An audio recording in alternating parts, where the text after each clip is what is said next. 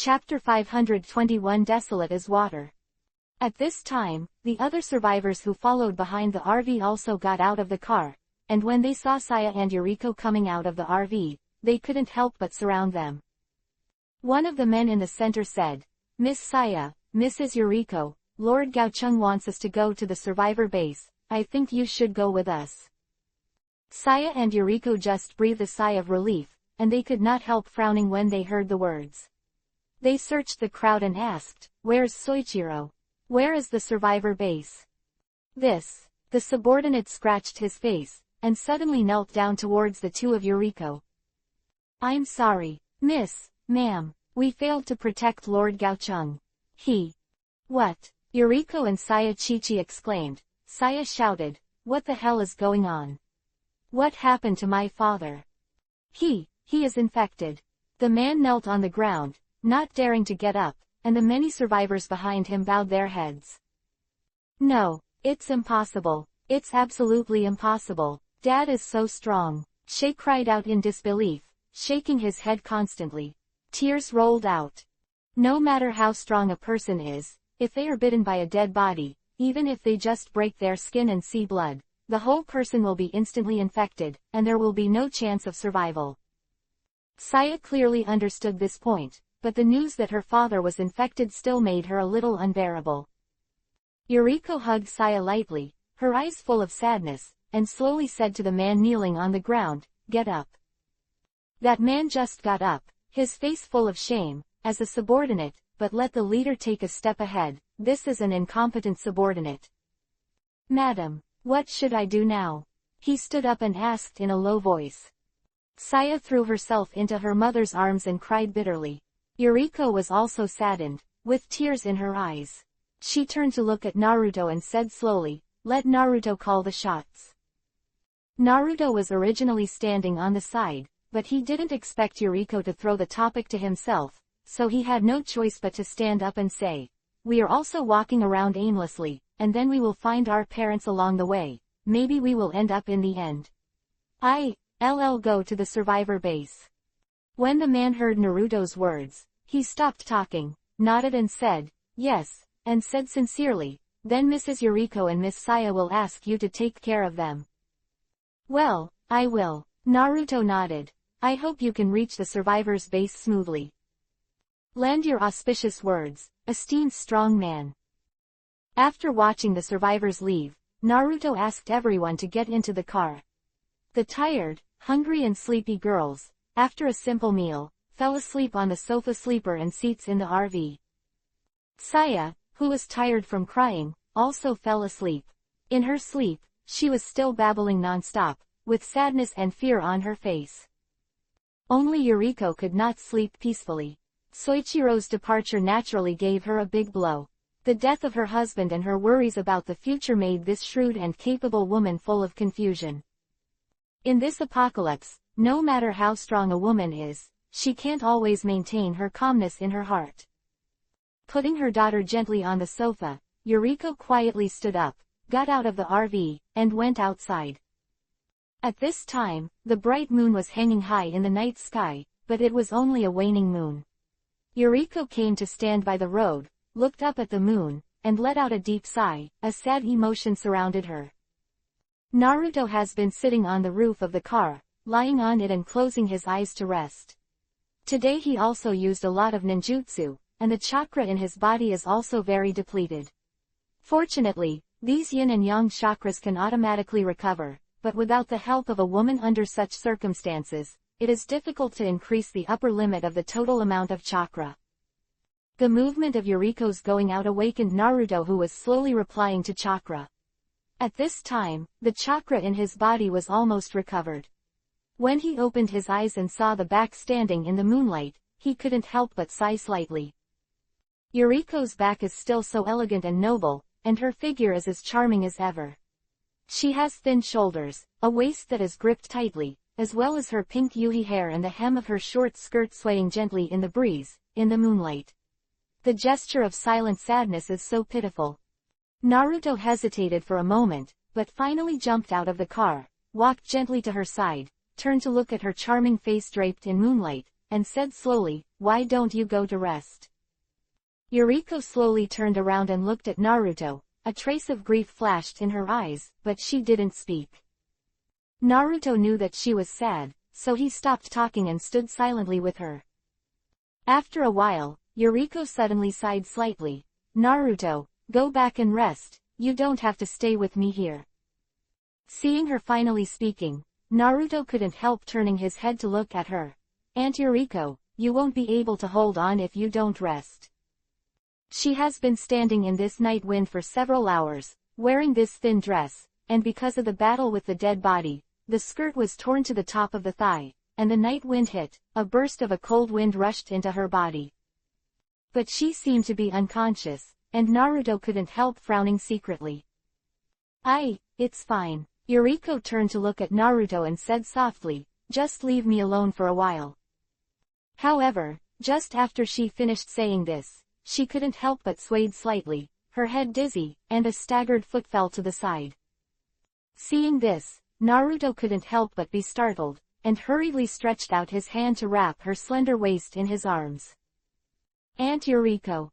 Naruto let out a soft whistle, feeling the slight trembling of her whole body in the cold, and quickly hugged her tightly. I'm sorry. Yuriko was hugged by Naruto, and the temperature of Naruto's body made her feel a little better. Before, she stood under the moonlight, her heart was desolate, and she had not rested for a day.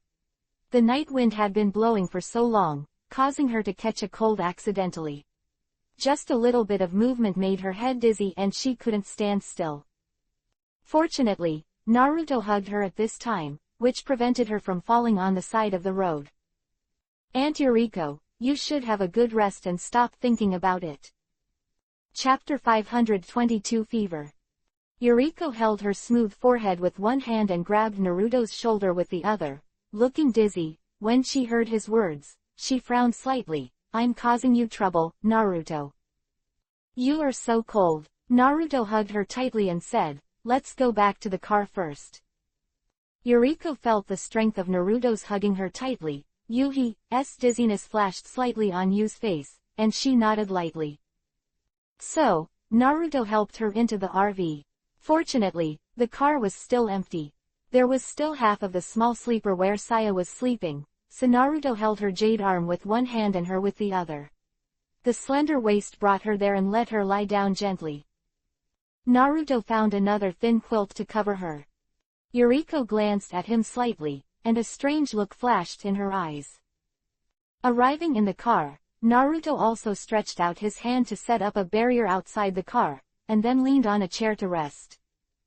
The morning sun shone in through the window, all the girls in the RV woke up one after another, and Naruto opened his eyes. At this moment, an exclamation came. Mom, why are you so hot? It was Saya's voice. The girls hurried around. She saw that Saya was holding Yuriko's forehead with an anxious face, while Yuriko was lying on the sleeper, covered with the thin quilt that Naruto gave her yesterday. Her beautiful eyes were slightly closed, and there was a morbid Yuhi dizziness on her face. Riko also stepped forward and touched Yuriko's forehead, frowning. This temperature is indeed very high, it must be cooled down. At this time, Shizuka had already run over with the medical box. She came to Yuriko, opened the medical box, took out the thermometer and took her temperature, and then checked her around. After the examination was over, Shizuka pulled back the thermometer in her mouth, looked at it, but exclaimed, "No, the body temperature has reached 40 degrees. Hearing this, everyone couldn't help but be startled. 40 degrees, this is not an ordinary fever. Under this body temperature, if you don't take cooling measures, it will be very harmful to the body if it drags on for a few days." "Mom," Shay exclaimed, and she couldn't help but reach out and grab Shizuka's arm. "Teacher Shizuka, you must cure my mother." "Yeah, I will." Shizuka patted Saya's little hand and nodded solemnly. "It is my duty to heal patients." Saya looked at Shizuka tightly. Although Naruto knows ninjutsu, the treatment effect for this non-traumatic disease is not great. You must know that in the world of ninjas, once someone has a fever and a cold, they must rely on medicine. Although Naruto can medical ninjutsu, but it's not a grandmaster in making medicines, and there's also a lack of medicinal materials here. Therefore, this matter can only be handled by Shizuka. However, although Shizuka's medical box is relatively complete, the most in her box are only some inspection tools, surgical tools and other props, but not many drugs. After flipping through it, she finally found a pack of antipyretics and said to everyone, "This is a common antipyretic, and it is estimated that a high temperature like 40 degrees will be difficult to subside. You must go to the hospital or pharmacy to get some medicines." Quote. Naruto smiled lightly and said to Shizuka, "This is no problem, leave the matter of taking the medicine to me." As soon as he finished speaking, he divided a shadow clone with a hand seal. Everyone was slightly taken aback. Shizuka quickly after reacting, he quickly told Naruto the name of the drug to be taken, and sent his clone to get out of the car to find it. At this time, Shizuka seemed very capable, and she didn't look like she was usually dull at all. As a school doctor, she would not have any problems when treating patients. After Shizuka gave the antipyretic medicine to Yuriko, Yuriko seemed to feel better. Lying there, her brows gradually stretched out, and her face was sweating slightly. Saya and Kiriko wiped the sweat from her face with a towel soaked in water over and over again. Long for Naruto's shadow clone to return, and at the speed of a clone, it was a breeze to get a little medicine. At this time, the antipyretic medicine was also effective. After Shizuka tested her again, the temperature dropped by 1 degree. Seeing that Naruto's medicine was brought, she started to configure it in surprise. Phew, that's great. When Yuriko's condition was brought under control, Saya exhaled and looked at Naruto and Shizuka gratefully. "Thank you." As the eldest lady, she thanked the two of them very politely. This made Naruto a little uncomfortable. Usually, Saya is a very tsundere. She never says thank you lightly. Even if she was rescued in a crisis, she seldom said thank you. It seems that she really cares about her mother. We're all companions. Since we're together, don't say thank you lightly. It's normal to support each other. Naruto waved his hand and smiled. At noon, after everyone ate the only food left in the car, they went to the next destination. Shizuka was still driving. Saya and Kiriko took care of Yuriko. The other girls also rested, or occasionally went over to see Yuriko's situation, while Naruto still sat cross-legged on the roof, silently practicing chakra. Yuriko's illness made him helpless. Naruto found that although he was no longer afraid of any threat, even if more dead bodies attacked him, he was not afraid, but the people around him couldn't stand it. Even if it is any small blow. Fortunately now, it is only Yuriko who caught a cold and was infected by a cold virus. If next time, the girl around me is infected by the virus of those dead bodies, how can I save it? All of this, Naruto has no choice. All he can do is to end this apocalypse as soon as possible and let everyone return to their original lives. At the airport not far from Naruto and the others, gunshots were heard everywhere, and fire was everywhere. During the day, the entire airport was surrounded by dead bodies. The policemen who have always been at their posts are holding the weapons in their hands, constantly attacking the dead, and throwing bombs one by one. However, there are too many dead bodies, and it is really difficult to completely solve it. This airport will soon fall. As the first squad sniper inspector of the County Police Special Raid Unit, Nan Lixiang, was also fighting against the dead at this time. As a good police officer, she has no reason to back off. Because behind him, there are too many people waiting for rescue. Chapter 523 arrive at the airport. The RV was driving on the main road and passed a small town along the way. Everyone also took enough food and put it on the car. In this way, the food problem was solved. However, although there was the medicine that Naruto brought, but Yuriko's condition did not improve so quickly, so she still tried her best to lie down and rest. The girls on the side also took turns taking care of him. Looking at the weak appearance of the usual strong woman after being sick, Naruto didn't feel a little funny in his heart. However, this way of everyone supporting and helping each other has added a lot of warmth in this apocalypse. Yuriko's pain of losing her husband and Saya's pain of losing her father gradually became less torturous under the comfort of the daughters. However, even if Naruto is protecting everyone can temporarily not worry about the danger of life, but what I have seen and heard for a long time is all that extremely bleak world. Dead body, dead body, dead body.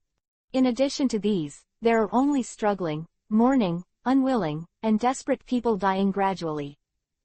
All of this despair, no matter how safe and warm everyone is at this time, cannot help but give birth to the heart of, is this world over? Will there be only a few of you left in the future? Such thinking. This kind of independent mentality makes the girls feel more or less depressed in their hearts. And the girl who usually looks calm and peaceful, since the last time Naruto stopped the killing of Wisteria, these days, every time she sees a dead body, she has to go up and slash a few times. The fierce and cruel expression, even Naruto can't see it. In addition to Yazi's implicit abnormal state of mind, there are also Alice and Setsuna who are more intuitive. Alice will be awakened every night by the scene in front of her father's tragic death, and then cry silently. It was the same in that moment. She saw with her own eyes how her parents turned into zombies and rushed towards her. She would never forget that scene. Woke up and couldn't fall asleep for a long time. On the dilapidated and quiet avenue, only Naruto and his RV were still driving, and the dead bodies along the way were intermittently trying to catch up. Under normal circumstances, it is difficult to be besieged by dead bodies on the avenue. Even if there is, Naruto will open up the road for the car as soon as possible. Because the next stop is to go to Jino City, to confirm the situation of Yanyi and Shiji and their parents, and these days, seeing the few survivors along the way, Yanyi, Shiji, Guishin, Otome, they actually have no idea in their hearts. What hope is there? But Naruto knows that at this time, they must not be able to fight their hopes. Even if the hope is very slim, they must try them one by one. Never give up. This, Naruto is not only for himself, but also for the girls around him. The front is the airport. Because Naruto and the others are now, if they want to go to Kana City, it is faster to pass through the airport, so this time the car is heading towards the airport. Near the airport, the battle was coming to an end. Nanrika's partner was also infected in order to eliminate the dead body, and finally sacrificed himself. With grief, Nan Lixiang was planning to evacuate the place by helicopter. At this moment, Shizuka drove the RV abruptly through the chaotic airport. Fire, smoke, Mukuro planes, and countless dead bodies, all of which form a hellish scene on this open and flat airport. However, in this hell, Naruto's RV seemed to be the power of accelerator, and the dead bodies flew out everywhere he went, and nothing could hinder its progress. What is that? Nan Lixiang just got on the rope ladder dropped by the helicopter, and his eyes were attracted by the RV. He saw the RV rampage, as if ignoring the dead body. There is no dead body that can hinder it. On the top of the RV, there was actually a young boy standing so straight and so stable that Nan Lixiang thought that his feet were glued to the roof of the RV, and she also saw that the blonde boy was doing strange gestures in his hands. Climb up quickly, the rescuers on the helicopter shouted at Nan Lixiang. Nan Lixiang looked at the appearance of the RV rushing over, suddenly took out the submachine gun on his body, and shot the dead bodies in front of the RV violently. Allow me to help them for a while, Nan Rika exclaimed. Chug chug. However, under the firepower of a submachine gun did not reduce the pressure on Naruto's RV, but made Shizuka, who was concentrating on driving, to notice the figure hanging on the rope ladder to clean up the dead body for herself and others. Taking a closer look, Shizuka couldn't help but exclaimed, "Ah! My friend, Nan Lixiang." What? The girls in the car couldn't help being surprised. At this time, Shizuka had already driven the RV to the bottom of Nan Lixiang, stopped slowly. She stretched out her head and shouted at Nan Lixiang, who had been pulled into the air by the rope ladder, "Seika. It's me, I'm Shizuka." Shizuka's voice came out and faintly reached Nan Lixiang's ears. Nan Lixiang couldn't help but be stunned for a while. Looking down, she didn't expect that it was really her friend. Shizuka, who was a school doctor at Fujimi College. "Why are you here?" Nam Lixiang shouted straight to the point when he saw this. "We were passing by. I didn't expect you to be alive." "That's great." Shizuka laughed happily. Nam Lixiang saw her good friend, and the pain she felt just now was relieved, but when she saw that countless dead bodies were already approaching Naruto and the others, she couldn't help but change her face and shouted, "This is not the time to reminisce. Shizuka, hurry up. Get me out of here." Shizuka looked around, only to find that the dead bodies were already rushing towards here. She couldn't help but hurriedly shouted, "Naruto! Help me kill them." Naruto, who was standing on the roof, glanced at her and smiled slightly. "Mr. Shizuka, do you want to send you up to chat with your friends?" "Ah, well, then you don't have to. I'm sorry Naruto, I was too careless." Shizuka hurriedly got back into the car and continued to start the car and drive forward. Under such circumstances, she actually stopped to talk to Nan Lixiang, and she had to say that she sometimes overstayed her head.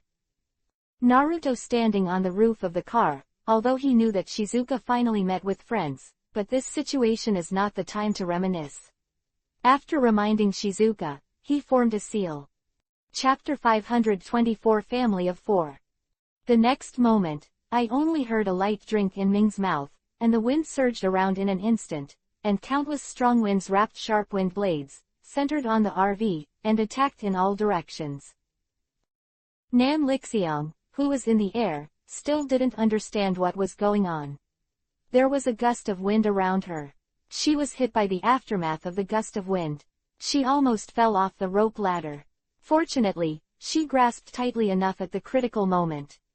The next moment, Nam Lixiang saw a scene that will be unforgettable in his life. He saw the countless dead bodies under his feet who were surrounded by the RV. After being blown by the gust of wind, their bodies suddenly turned into pieces. Rewind back. What kind of wind is this? This gust of wind actually has such a powerful power. Nanrika was in midair, and she couldn't see that Naruto was using ninjutsu, and she couldn't understand what was going on. At this moment, she fell into a sluggishness. After the gust of wind passed, Naruto released the seal in his hand, looked up at Nan Lixiang on the rope ladder, and let Shizuka drive forward. After a long time, Nan Lixiang came back to her senses.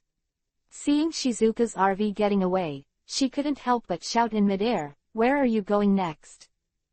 Shizuka stuck her head out and responded, "Kana City." "You must come to me at that time." Nan Lixiang shouted, "We are about to form a survivors' alliance. It is in the military district on the outskirts of Bedlard City." "Yeah, good." Shizuka happily agreed to her. Nam Lixiang was relieved after hearing the words, climbed up the rope ladder, and entered the retreating helicopter.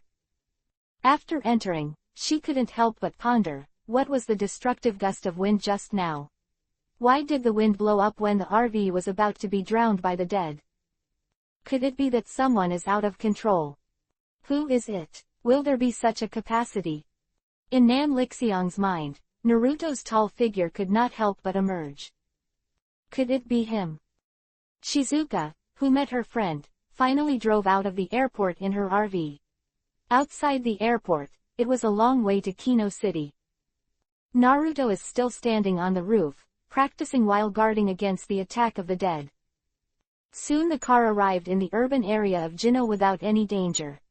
When passing by Jinyei Academy, Naruto, Yanyi, World, and Otome couldn't help but glanced inside, but found this usually quiet and peaceful academy. Now it's not much better than Fujimi Academy, and it's full of dead bodies everywhere.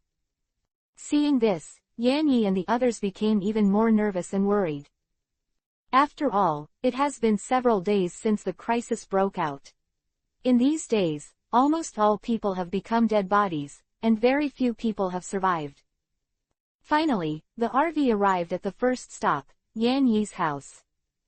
Naruto also came here before, and she broke her body here. Originally, there were good memories of the two of them here, but at this time, Yanyi took Naruto's hand, and his face was very nervous. The lights in the house were dim, and the door was open. The girls also got out of the RV and followed them to the door. Naruto walked in front, and as soon as he reached the door, he frowned slightly, and after reaching out to turn on the light, there was no one inside. "There is no one in this room," Naruto said suddenly.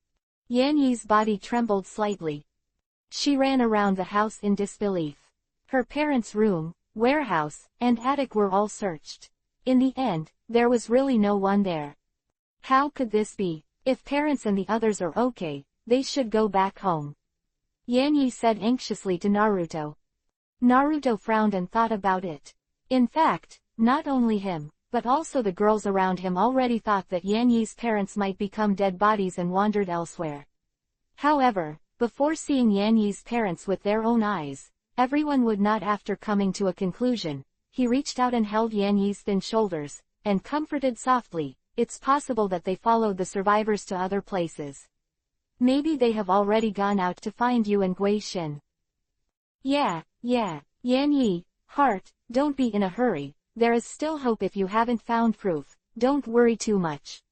The world comforted her, but she was actually a little uneasy in her heart. Will it be the same as the Yan Yi family? Under the comfort of everyone, Yan Yi and Gui Shin were worried and got back into the RV to go to the next destination. Before that, Naruto left a shadow clone to look around for their parents' trace. A few hours later, everyone arrived at the World House again, and as expected, there was no one in the World House. Naruto patted the world on the shoulder and wanted to comfort her, but she slowly shook her head and smiled. "I'm fine, Naruto, I believe my parents are still alive." Seeing the reluctant smile on her face, Naruto hugged her silently. Leave a shadow clone, and everyone continues on the road. The last stop, Otome's house. It was the first time for Naruto to go to Otome's house, but as soon as he reached the door, he suddenly reached out to stop the girls who were going to go forward, and pondered slightly, "Don't come in." Otome was shocked when she heard the words, and a pair of small hands hurriedly grabbed Naruto. Naruto patted her little hand lightly and said, "I'll go in first, there's some movement inside. Be careful." "Don't worry, Naruto." Yako slowly drew out the Murata sword and said, "Insert the key, open the door." Naruto just took a step in, when a strong wind suddenly came from inside, and a figure rushed up like a wolf. The next moment, Naruto suddenly stretched out his arm and turned around, only to hear a light bang, and the figure that rushed over was already pressed to the ground by him. Ooh! It was an infected dead body. It was screaming hard, and saliva was constantly flowing out of its mouth. Naruto looked up at the stunned Otome. Otome reacted, looking at the dead body that was being held by Naruto, exclaimed and breathed a sigh of relief, "It's not my parents, it's our neighbor next door."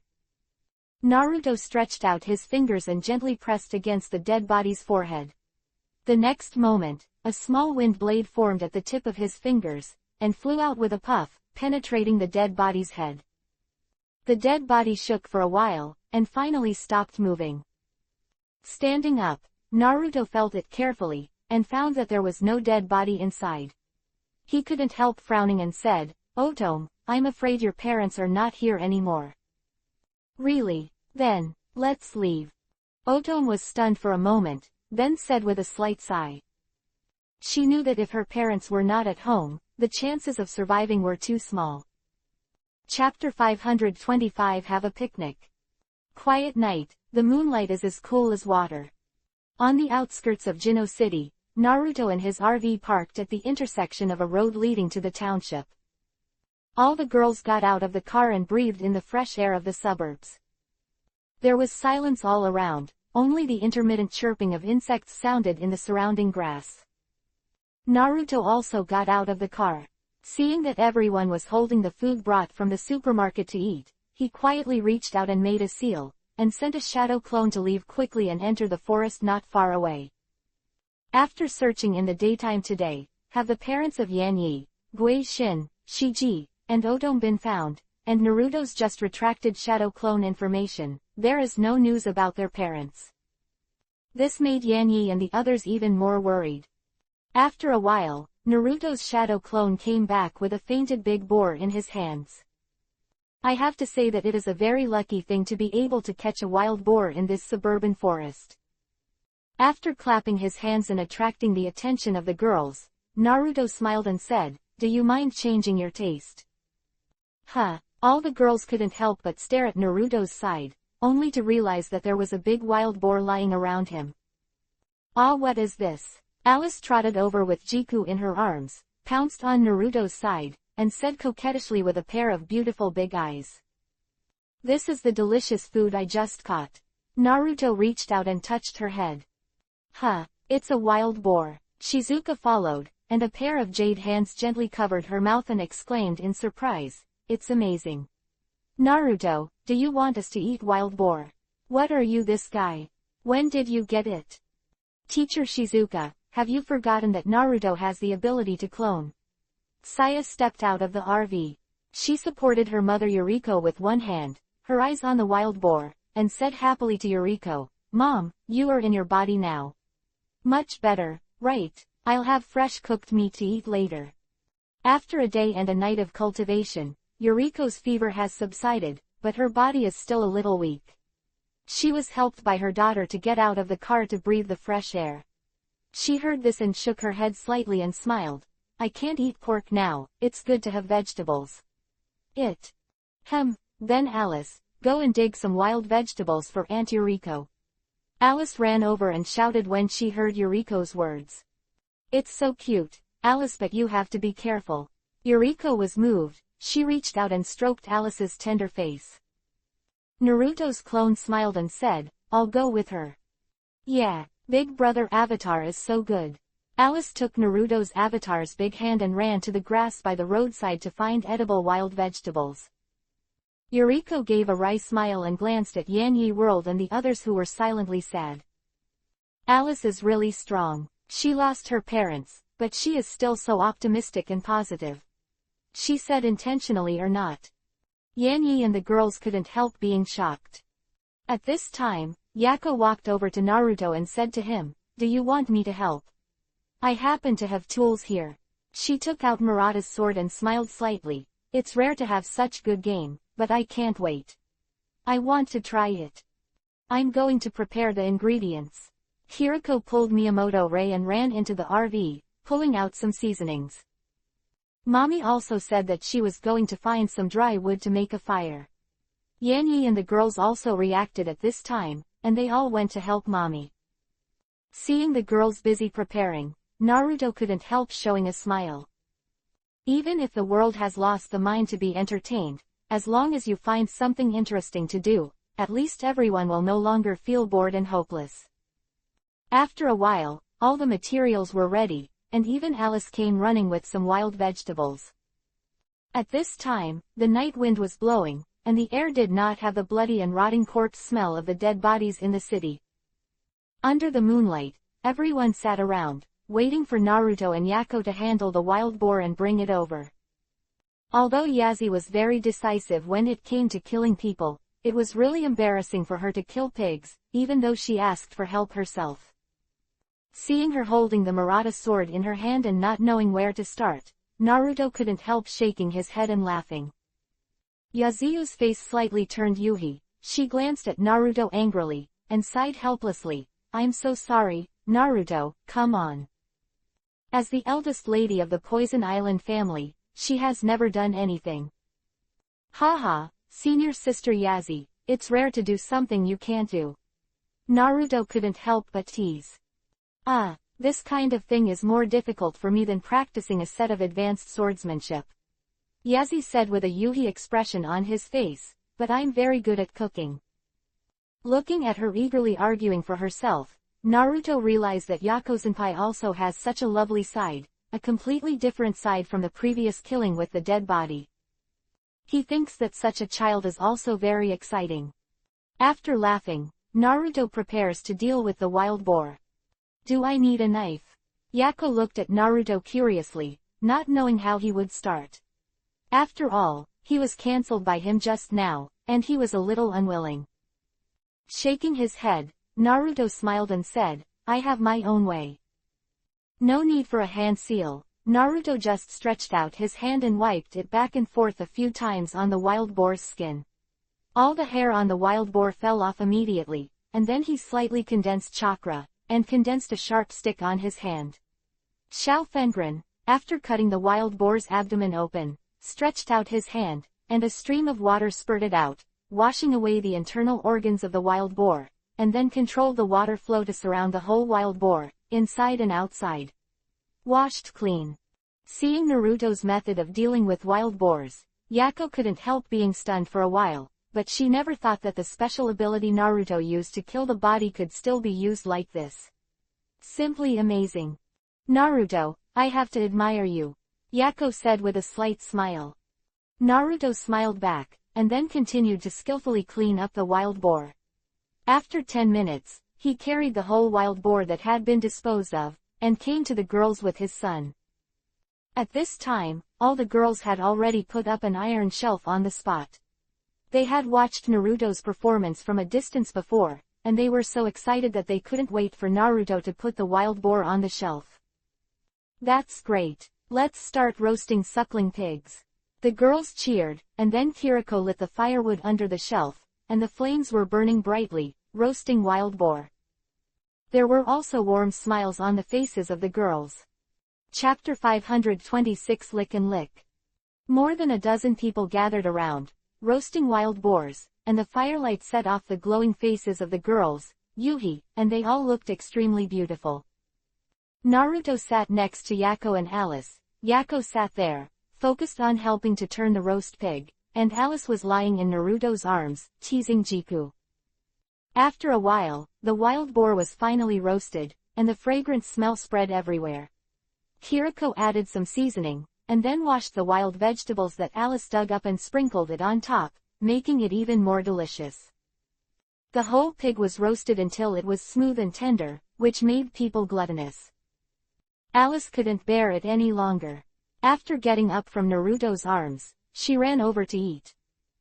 Kiriko smiled lightly and handed her a knife. Alice hurriedly cut a piece of meat on it, and couldn't wait to put it in her mouth and eat it.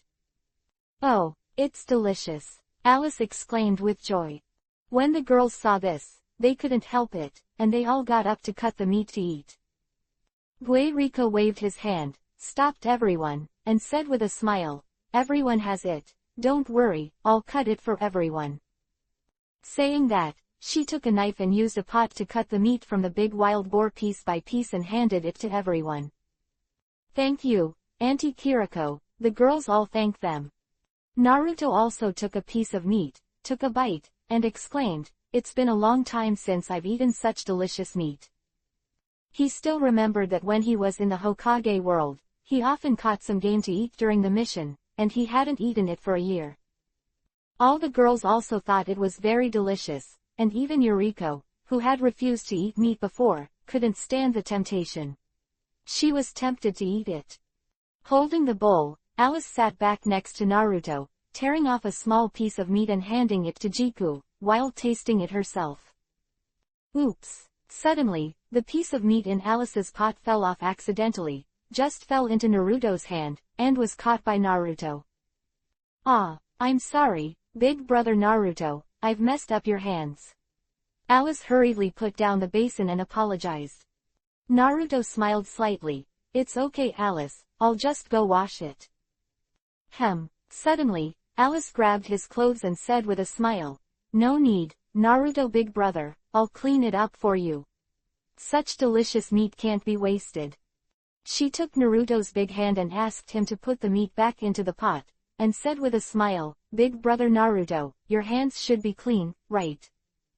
"Yes." "Hee, that's good." Alice suddenly grabbed Naruto's palm, then lowered her head slightly, opened her mouth and stretched out her pink tongue, gently licking it like a kitten in Naruto's palm. "Stand up." "Huh, what's this for?" Naruto wanted to withdraw his hand, but Alice refused. Not only did she lick and lick in the palm of his hand, but finally she put Naruto's fingers into his soft mouth one by one. "Inhale and inhale." Seeing this, the girls couldn't help but look at Yuhi for a while. Alice was still young and didn't know how inappropriate it was, but they were all young girls. Seeing her like this, she couldn't help but face Yuhi and her heart beat. Of course, Naruto was also speechless for a while, but the whole hand was licked and licked under Alice's little mouth, which was really comfortable.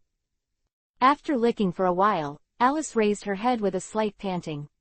She didn't know whether it was because she was scorched by the fire before or was tired from licking now. She had a faint Yuhi halo on her face, which made her look extra cute.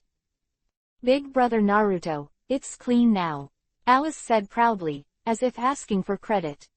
Naruto had no choice but to nod, stretched out his other hand and touched her head, and praised, "Alice is really amazing." Alice happily fell back into his arms and continued to eat barbecue. The girls couldn't help but glance at each other. Guixin pouted slightly, seeing Naruto doting Alice so much. She felt a little uncomfortable, as if something had been robbed. Her beautiful eyes rolled around, and suddenly she looked at her. The little knife cut a piece of meat from the wild boar, ran to sit down in front of Naruto, looked at him and said coquettishly, "Brother Naruto, I have some good meat, come and eat some." Saying that, she took the initiative to put the meat in the basin to Naruto's mouth. "I'll do it myself." Naruto wanted to reach out to catch it, but Guixin shoved the meat into Naruto's mouth all of a sudden. I'm sorry, Naruto brother, you got your face dirty." Guixin recklessly pressed the flesh on Naruto's face, making his mouth greasy. Naruto couldn't help being a little angry. This Guixin was too naughty. Did he deliberately come to fix himself? However, just when he was about to find a handkerchief to wipe off the oil stains on his face, Guixin pounced on him with a smile, sitting on Naruto's lap with his soft body, raised his jade face and approached Naruto, saying, "I come and help Naruto brother lick it clean." Naruto couldn't help but stunned for a moment.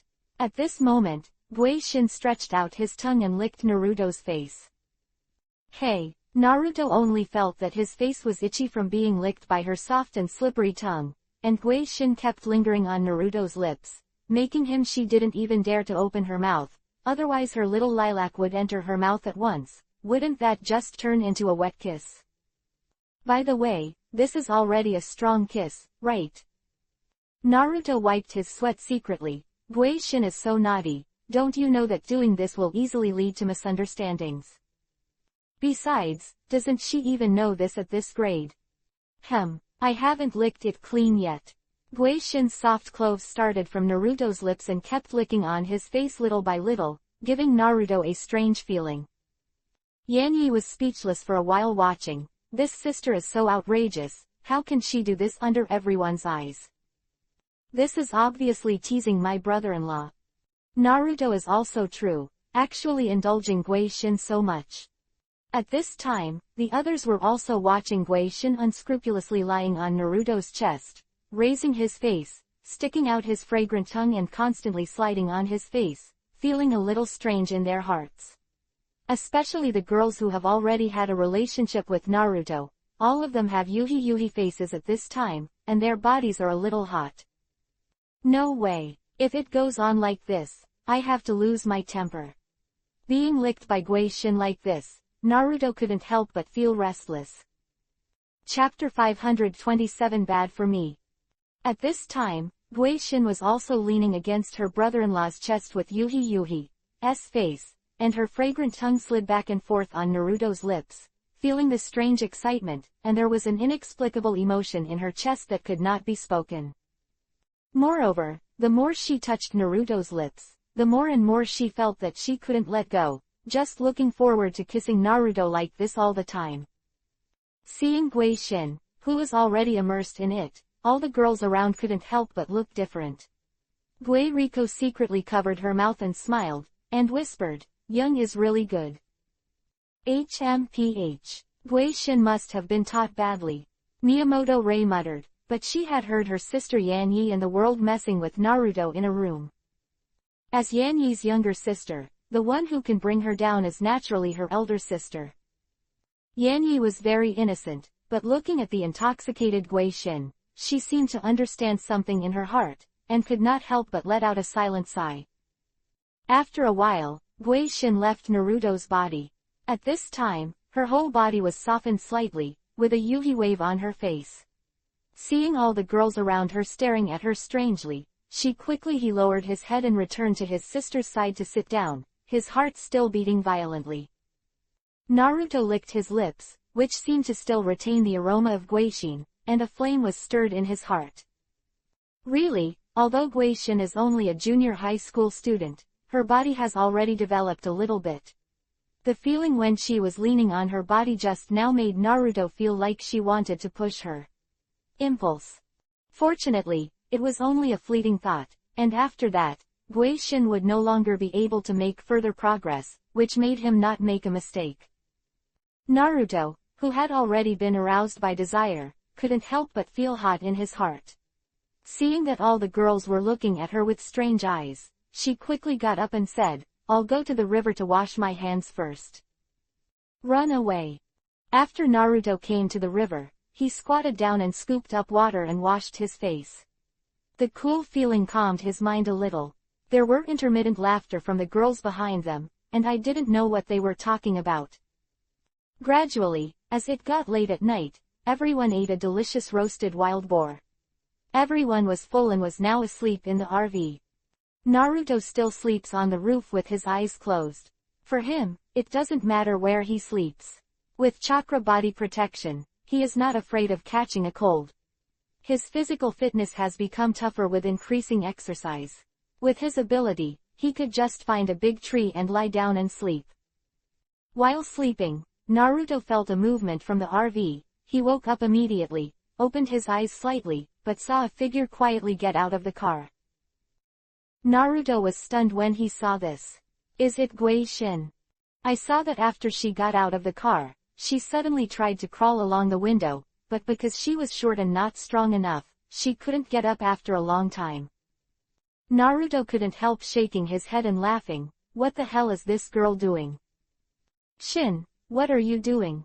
Naruto leaned on the top of the RV, stuck his head out and looked down at Guishin, who was trying to climb up, and whispered.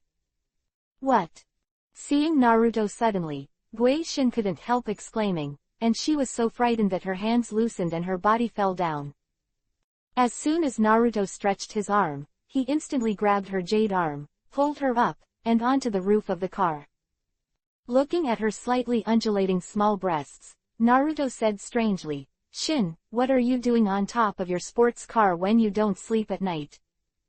At this time, Guishin was pulled up by her brother-in-law, and her heart finally settled down, but after hearing his words, she couldn't help but get nervous again.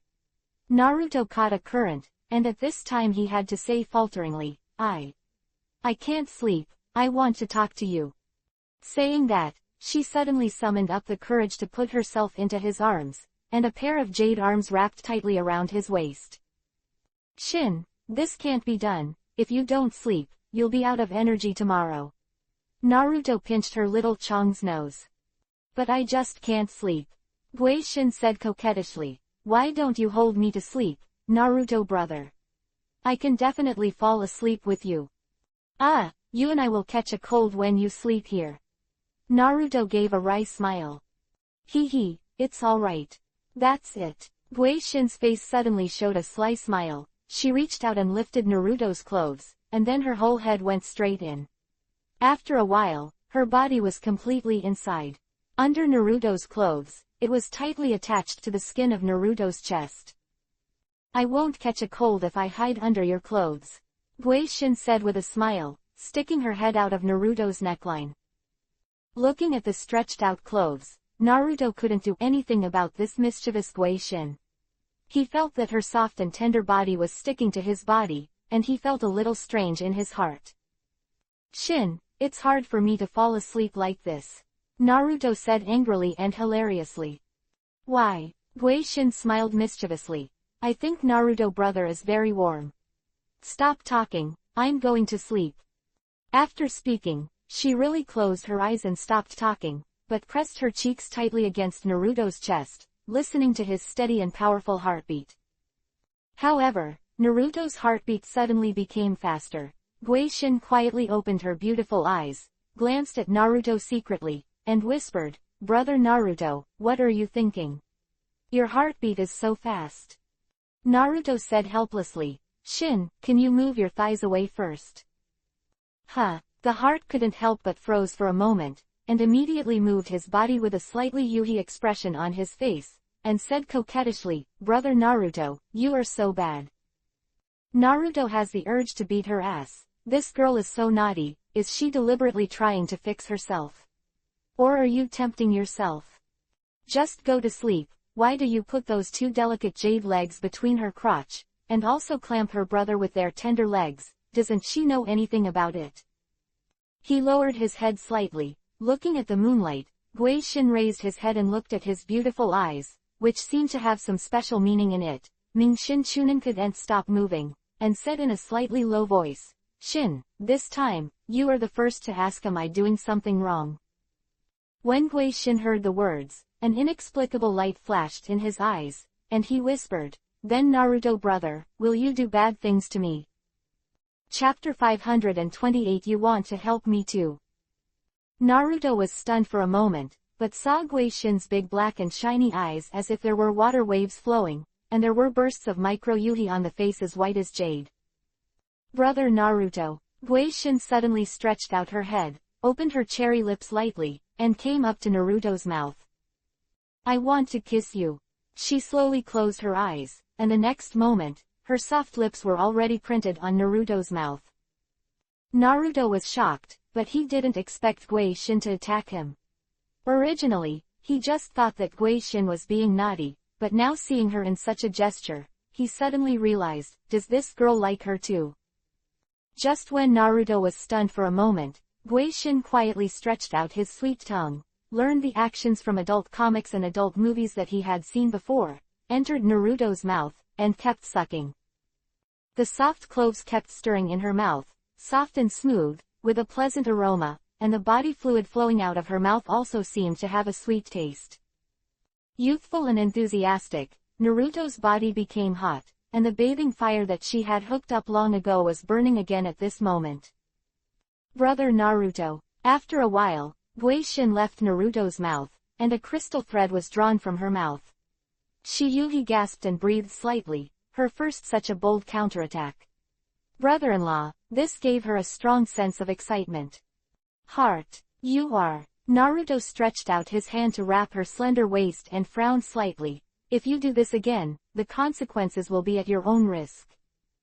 Hee, what's the consequence? Could it be that Naruto brother, do you want to eat me? It's like eating my sister. Gui Shinyu's face was sullen, and she gave him a quiet glance. Naruto also has a feeling of heartbeat. This girl, where did she learn this? She knows how to seduce herself at such a young age, how can she be good? If she couldn't help but do it to her, wouldn't Yanyi scold herself to death? Naruto struggled in his heart for a long time, finally hardened his heart and pulled Gui Shin out of his clothes, then put his hands on her shoulders and said to her, Shin, don't think about it so much now, this kind of thing doesn't mean anything to you. It's early. Seeing Naruto's serious face, Gui Shin was stunned for a moment, and then his eyes were filled with a layer of mist. Brother Naruto, don't you like hearts? She looked at Naruto in tears, her shoulders quivering, and the tears in her eyes fell on Naruto's face. Ah, of course I like it, but now you. Hey, are you too small? Gui Shin said. Yeah, I have no sister's chest, but I have not developed well, but we have a school, someone's already done that kind of thing. I don't mind if they're fine. Naruto has a feeling of crying and laughing. This girl is too inexplicable, just because others have done it, isn't she afraid? There was nothing to do with her, so Naruto had to straighten her up and sat up himself, saying, Heart, aren't you afraid of your sister scolding you? I'm not afraid. My sister will definitely agree. Gui Shin snorted. She was very unhappy when she was rejected by Naruto. She couldn't help being a little angry, and after finishing speaking, she lowered her head and ignored him. Naruto looked at Gui Shin, who pursed his lips, and shook his head helplessly. However, just when he thought that Gui Shin would leave in a fit of anger, he saw that Gui Shin suddenly set his eyes on Naruto's legs, where they were bulging high. She suddenly giggled. Brother Naruto, you are so dishonest. You refuse me so much, you see how big this place is. Humph. After speaking, she grabbed Naruto with her small hands. Passed. Grip sharply. She had a surprised look on her face, so big. So hard. Hey. Naruto's body shook, and he almost couldn't help groaning after being attacked. He stared at Guishin, who was grabbing underneath him in disbelief, and said angrily, Heart, stop being naughty or I might actually do something I regret. Quote. However, Guishin didn't listen to him, but patted Naruto back and forth with both hands on his own, with a curious, fresh and exciting expression on his face, and then frowned slightly and muttered.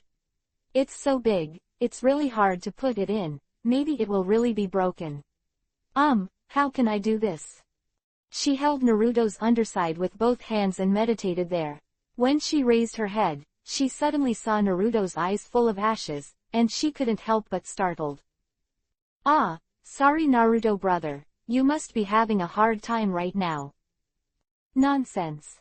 Naruto quickly stretched out her hands and pushed her hands away, only to find that Guishin was holding onto it tightly and stared at him stubbornly.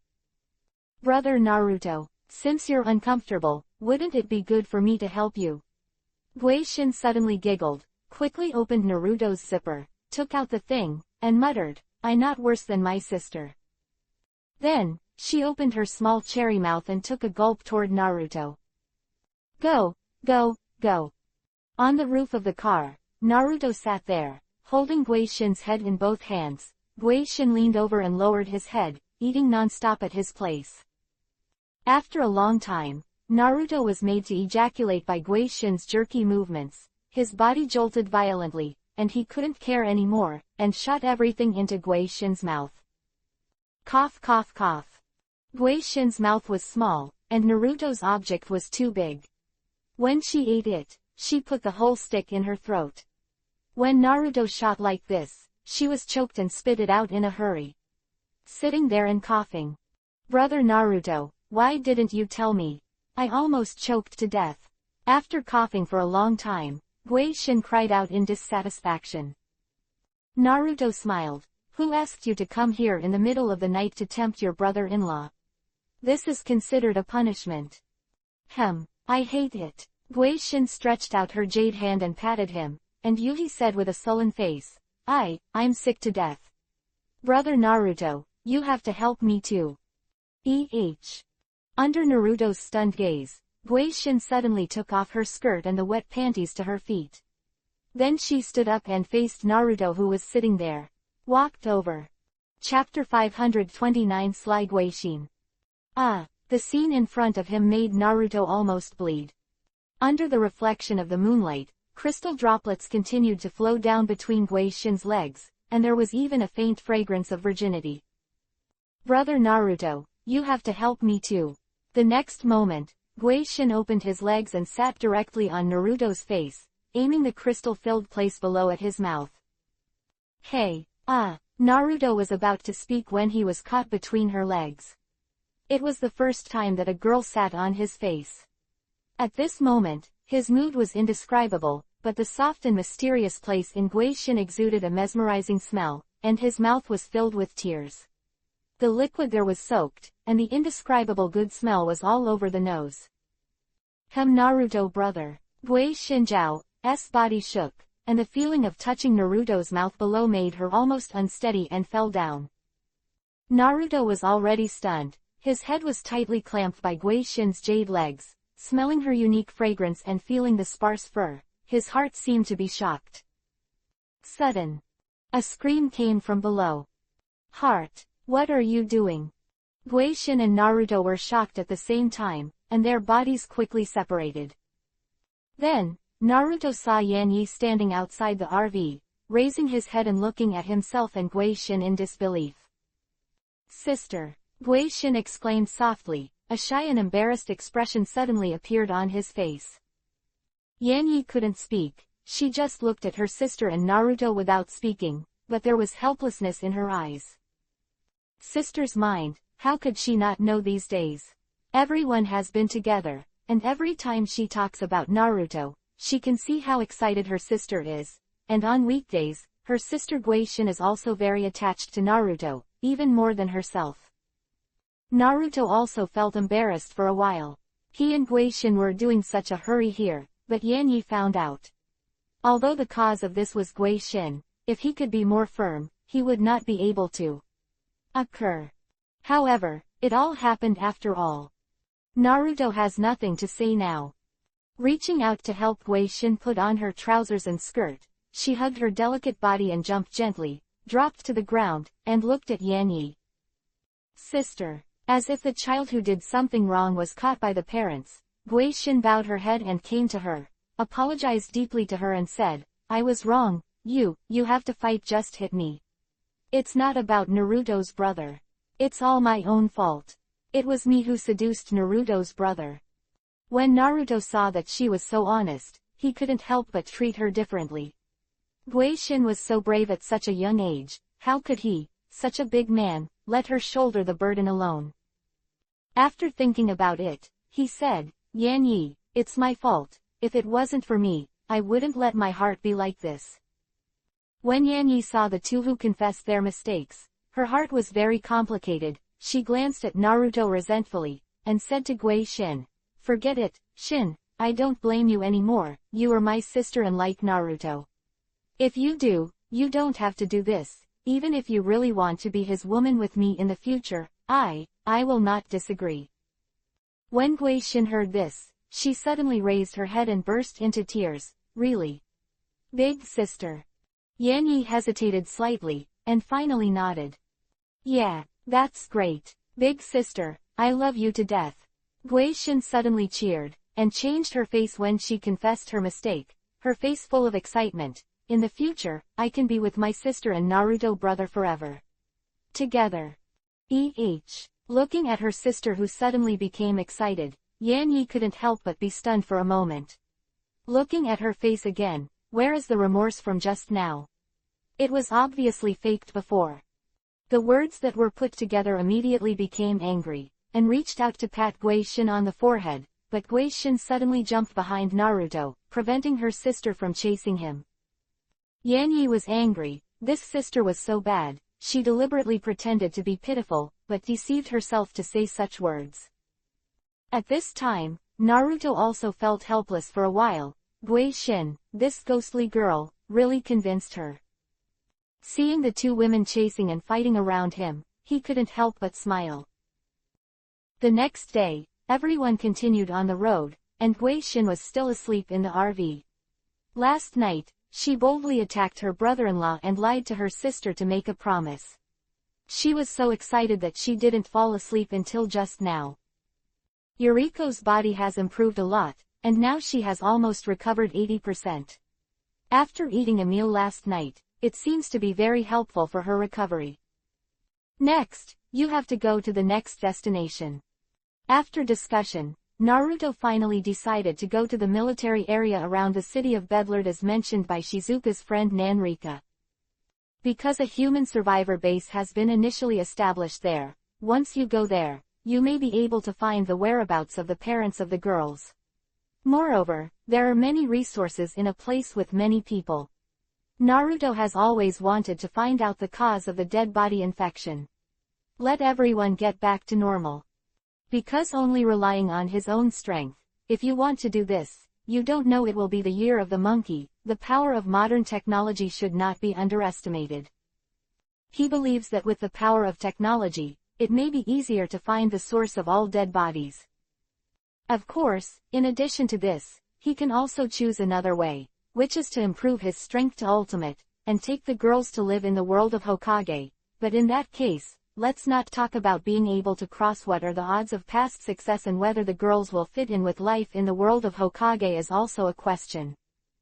However, if Naruto's power at this time can really reach the level of crossing the world, he may really lead the girls to another world. This world, although it is the modern world he is familiar with, is not his foothold after all. Looking at the road ahead, Naruto's eyes flickered slightly. Chapter 530 reached the military area. In front, is the suburb of Bed Main City, where the military district is located. After the crisis broke out, the soldiers in the military district quickly stabilized the situation, and then began to rescue the survivors in the surrounding cities. It's a pity that at that time, under the ravages of dead bodies, there were too few survivors left. After trying to gather all the survivors in the military area, the commander of the military area will start to allocate various resources and let them live in the military area. However, these survivors did not enjoy the protection of the army in this way. After the outbreak of the disaster, the various systems of the country have long been chaotic or paralyzed, and after the excessive launch of nuclear bombs, the radio is no longer available, and the communication between the various military regions has become neutral, and various news can no longer be accurately transmitted. Arrive. After a period of rectification, each military region has now started an independent dictatorship, and has begun to conduct military-style management of its subordinates and the people, so that the rescued survivors are all under the command of their superiors. And those survivors, after the initial resistance, quickly accepted the reality helplessly. They know that this society is no longer the original society. These things have long ceased to constrain people. And the real deterrent is that army. That is power. Whoever holds the master's army with more power and strength will be the leader. Obviously, in the military district here in the main city, the leader is the commander-in-chief. Commander, the master has tens of thousands of troops in his hand, and there are countless weapons and ammunition, and he will never worry about the threat of the dead for a period of time. Therefore, these few days, although the outside world has been completely chaotic, but in the military region, the commander's mansion, there are still brilliant lights, big fish and meat. The military region commander and high-level generals are extremely luxurious in the mansion. But no one dared to say anything about these. The survivors were all relying on others and had no human rights. They were very lucky not to be called by them to do coolies. And most of those soldiers are diehards of the commander-in-chief, and the commander-in-chief treats them very well, and sends women to comfort them every day. In just a few days, within this military region, another kind of physique has almost been derived. Equivalent to the feudal Kun dictatorship system. Survivors living in the military area, they found that life here is not much better than the threat of dead bodies outside.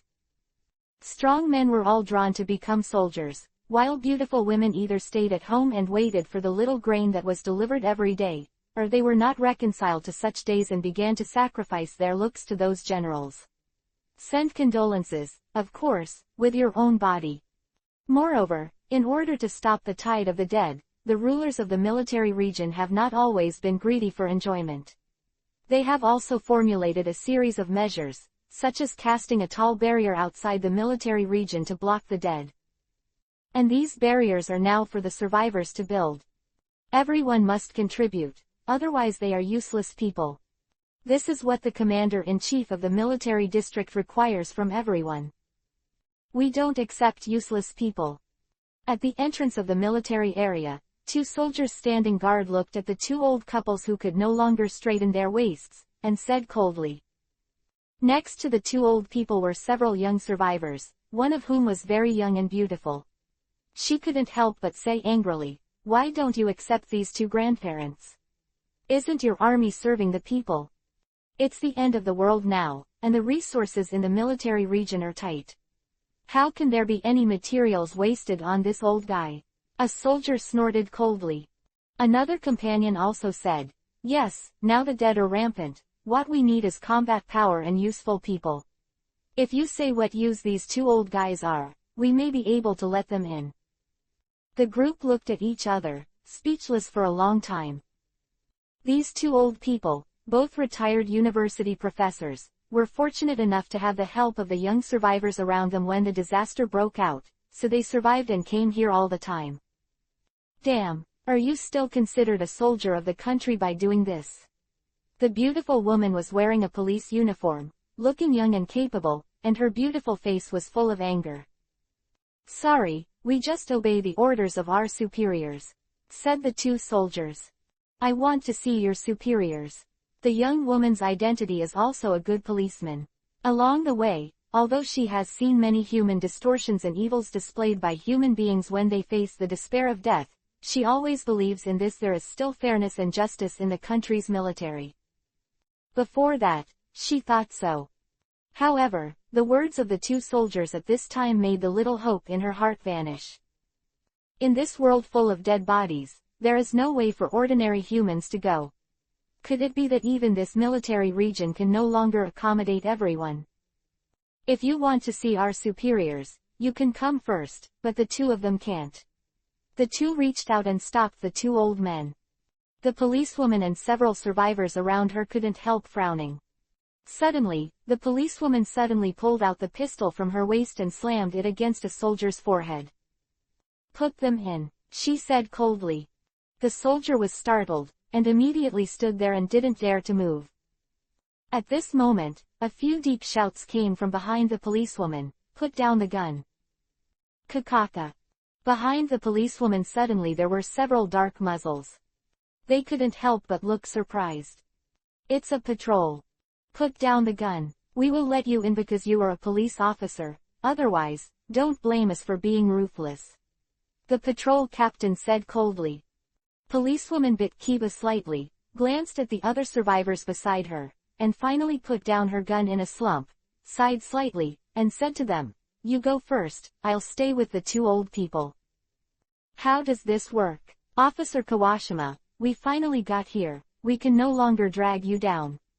The two old men behind them couldn't help but exclaimed in shock. "Hey, it's really stubborn," the two soldiers guarding the gate sneered. Boom. At this moment, a large RV was speeding towards this side from not far away. Chapter 531 Military District Rules. "Is that the military area ahead?" Shizuka, the driver of the RV, cried excitedly when she saw the place surrounded by high city walls. Her friend Nan Lixiang told her before that she would be waiting for her at the military region. After coming here, everyone will definitely get more attention. Moreover, with a stable living environment, everyone will no longer have to run around. With anticipation and curiosity, the girls in the car moved towards the military area ahead as the RV moved. At this time, Naruto, who was sitting on the roof of the car, suddenly frowned. He saw the door of the military district from a distance. A group of soldiers were surrounding a few people, holding the high-profile rifles in their hands, with an imposing look. "Call." The large RV rushed to the gate of the military district with a roar, and stopped with a sudden brake. "Who?" Immediately, the patrolmen who had raised their guns at Officer Kawashima turned their guns to point in the direction of Naruto's RV. The girls in the car were startled. At this time, Naruto jumped down from the roof of the car and landed in front of them and said lightly, "We are survivors in the city, and we were invited by Nan Lixiang to the military area." "Survivor." The patrol captain raised his brows slightly and looked inside the RV behind Naruto. "Who's in there?" "My friend," Naruto said indifferently. "Can we let us in?" He glanced at the police officer Kawashima and the two old men with a slightly puzzled look in his heart. He seemed to have some doubts about what happened to them. Conflict. Patrol leader nodded. "Since it's a survivor, let's get off the bus first, let's check it out." Hearing this, Naruto frowned slightly, but he also knew that it was normal to need routine inspections when entering the military area, so he nodded and waved to the car behind him. The door opened and the girls jumped out of the car. When more than a dozen beautiful women got out of the car, they immediately shocked all the men present. Unexpectedly, all women in this car are women. And all of them are such beautiful women. The boobs are incredible. The gazes of some of the men in the patrol began to flicker on the girls. Yazi frowned slightly, stepped forward and stood with Naruto, the Murata treasured sword in his hand lit up slightly, and a murderous aura spread out immediately. Everyone was shocked, and then they came back to their senses and put away the appearance of Brother Pig. Cough cough. According to our inspection, you can all go in, but these two little guys can't. The patrol captain suddenly pointed his finger at the little loli standing between Kiriko and Yuriko, Siri Alice. And the puppy Jiku in her arms. All the girls couldn't help but be stunned. Patrol Team Zhang smiled. Now the military area is short of supplies, so when accepting survivors to the outside world, we must also consider the situation. We will only accept survivors that are beneficial to the military area, but the elderly and children, as well as animals, are all no entry. Bastard! As soon as he finished speaking, a coquettish shout came from the other side. It was Police Officer Kawashima. You guys are too inhuman. Do you have the heart to even accept such a little girl? I said, this is the order of the superior. The patrol captain said lightly. At this moment, Mommy among the girls suddenly noticed the police officer Kawashima. She couldn't help but exclaimed, Sir Kawashima. You are still alive. Huh, Mommy. Hearing this familiar voice suddenly, Kawashima couldn't help but be taken aback. Isn't this the little traffic policeman in his police station who was just doing an internship? Meeting Mommy here, Kawashima couldn't help but feel excited for a while. I didn't expect to meet an acquaintance today. At this time, the bad mood cannot help but improve a little. Mommy also ran over happily and hugged the chief officer Kawashima, whom she admired. That's great. When the disaster broke out, I thought everyone was finished, so I'm so happy to see you here. Officer Kawashima, so you know each other. The rest of the survivors couldn't help laughing when they saw Kawashima and Mommy hugging each other. Well, she is my little sister in the police station, and she can be regarded as my subordinate. Kawashima smiled. At this time, Naruto had already confronted the patrol captain. You mean, we are only allowed in, Alice can't. Naruto stared at him and said word by word. Yes, this kid is too young to be of no use to us.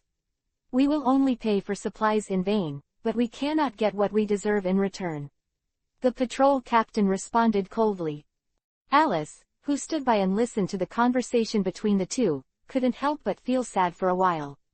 She didn't expect everyone to go to the gate of this military district, but because of their own relationship, they would not let themselves in. She was about to cry, looking at Naruto with teary eyes. Yuriko gently embraced her and sighed slightly. Although she was the wife of the Gaochung family, she had great power, but in the siege of the dead body, the power of the Gaochung family was almost completely destroyed. Now she and Saya are following Naruto, and they have almost no self-confidence. The ability to protect, in this case, she could have entered through negotiation, but unfortunately, she no longer has the original power. Naruto turned around, reached out and touched Alice's head, and said softly, Alice, don't be afraid, no one can bully you and look down on you when I'm here. After he finished speaking, he turned his head to look at the patrol captain indifferently, and said coldly, let the commander of your military region come out to see me. What? Everyone present was taken aback for a moment, including Kawashima and the other survivors. They couldn't help being shocked by Naruto's words. What is this guy talking about? He actually said that the commander-in-chief of an entire military region would come to see his little survivor. In this case, they even thought there was something wrong with their ears. Too arrogant, right? Hey, don't talk nonsense. Kawashima let go of Mommy and ran to Naruto, pulled him slightly and whispered, we can't be hard with them. Otherwise, we can only suffer. I was the best just now. Example, they are no longer the original army, and now this group of people has become a dictator who ruled by tyranny. Really, I don't think so. Naruto smiled lightly, and suddenly released an incomparably powerful aura, and instantly pressed towards the patrol captain and others. Chapter 532 Monster. What happened? The soldiers present suddenly felt a strong pressure in the air covering them. The pressure was so great that they couldn't straighten up. They held the weapons in their hands and looked at Naruto in disbelief. Looking at Naruto at this moment, they only felt that there was a majestic mountain in front of them. It feels so heavy. Do you choose to let us in, or let the commander come out to see me? Naruto said coldly. The Yako next to him smiled and said, what a powerful aura. Naruto, wouldn't this be too much? Naruto smiled lightly. I won't show mercy to these people. But, damn, The patrol captain finally realized that it was the blonde boy in front of them who was putting pressure on them. A look of shock flashed across his face, and he snorted, "Brothers, this guy is not easy. Don't let him in." Kakaka. Suddenly all the guns were pointed at Naruto. Girls behind them couldn't help but exclaimed in unison, "Naruto! Be careful!" Naruto looked at the group of soldiers with guns indifferently. And Yazi had already pulled out the treasured sword with a bang, stopped in front of Naruto, and planned to rush out at any time. "Stop!" Kawashima also pulled out his pistol and aimed it at the other party. The two sides immediately formed a confrontation situation, and the momentum between the two sides was tense. Naruto sighed slightly. He first stretched out his hand to hold Yako's shoulder, motioned her to back off, and then pulled Kawashima away, saying, "You all back off, the stubborn guys need to use some practical means." Quote. "Huh, what are you going to do?" Kawashima turned his head. A pair of beautiful eyes fell on Naruto, and persuaded in a very puzzled way, "We can't be impulsive with them anymore, it's better to leave here now." Kawashima looks like 27 or 8-year-old. Under a decent police uniform, she shows a perfect figure. Compared with Mommy, she looks more mature and has a cool and glamorous temperament. The girls didn't speak, they just watched from the sidelines. They know Naruto's strength, and at this moment they are silently mourning for the guys who oppose Naruto in front of them, because they know that even if they have hot weapons, they can't compare with Naruto's endless strange power. Naruto stepped forward and said coldly, "I'll say it one more time, let us all go in, or let your commander come to see me, or let's go in by ourselves." The voice just fell. The patrol leader and the surrounding soldiers suddenly pulled the trigger with their fingers. Sweep. Everyone was shocked. I didn't expect that this group of so-called soldiers would shoot at ordinary survivors so easily. This is simply unimaginable. Kawashima and the survivors she brought couldn't help but close their eyes and dared not see what happened to Naruto. Because they know that with so many firearms, Naruto might just turn into a hornet's nest, right? Chug. Gunshots continued to sound, but no screams came. After a while, only the sound of everyone gasping for breath was heard. Kawashima quietly opened his eyes, but there was a blue halo in his sight. What is this? Kawashima and the others widened their eyes, looking at Naruto in disbelief, only to see a circle of blue energy surrounding Naruto's body. The soldiers who had shot at Naruto before were all open-mouthed and stunned. The firearms in their hands all fell to the ground at this time. Strange. Monster. The patrol leader looked at Naruto surrounded by the blue energy mask, his legs trembled and shouted. Naruto smiled lightly. "I'm not a monster, this is a spiral wall. But even if I tell you you don't understand, let's go in." Just now, when their shots were fired, Naruto quickly activated the chakra in his body and used the ninjutsu of the spiral wall. Covering his whole body, he blocked all attacks from the outside world with that strong spinning force. There is no doubt that the speed and strength of these bullets are good, but in front of Naruto's spiral wall, they are still not worth mentioning, and they are instantly blown away by a single bullet. Kawashima was also stunned at this time. She even thought she was dreaming and entered the world of movies. What did she see? Superman. At this moment, the power displayed by Naruto completely subverted her thoughts. "I don't have the patience to wait any longer." Naruto suddenly snorted, and the patrol team members were all shocked. The next moment, they suddenly ran back like crazy. Monster! Monster attack! Seeing their embarrassed appearance, Naruto couldn't help shaking his head. Yazi smiled disdainfully. What a shame for the soldiers. I guess they are not real soldiers at all. The commander here is by no means a good thing. Humph. Mommy hummed angrily. Indeed, the guy who can give that kind of order to his subordinates is almost a bandit, right? Kawashima also came back to his senses at this time, looked at Naruto in awe, nodded and said. Naruto smiled lightly, looked at Kawashima and said, "Okay, since everyone knows each other, let's go in together." Yeah, with Naruto here, no one can bully us. Mommy also hugged Kawashima's arm and said with a smile. At this time, most of the soldiers at the door had already run into the military area because of Naruto's actions just now. Therefore, Shizuka got into the car and drove the RV into the military area, followed by Kawashima and his party. At this time, the commander-in-chief in the military region, a man with a big belly, was sitting in the center of the hall, holding a glass of good brandy in his hand, holding a coquettish young woman in his arms, and was laughing and drinking with her. The woman is young, her appearance is sexy and charming, and her winking eyes are very seductive. She constantly acts like a spoiled child in the man's arms, serving him vegetables from time to time. The man put his arms around her slender waist like a water snake, and put his palms directly on her towering chest, kneading vigorously while enjoying the dishes that the woman handed over.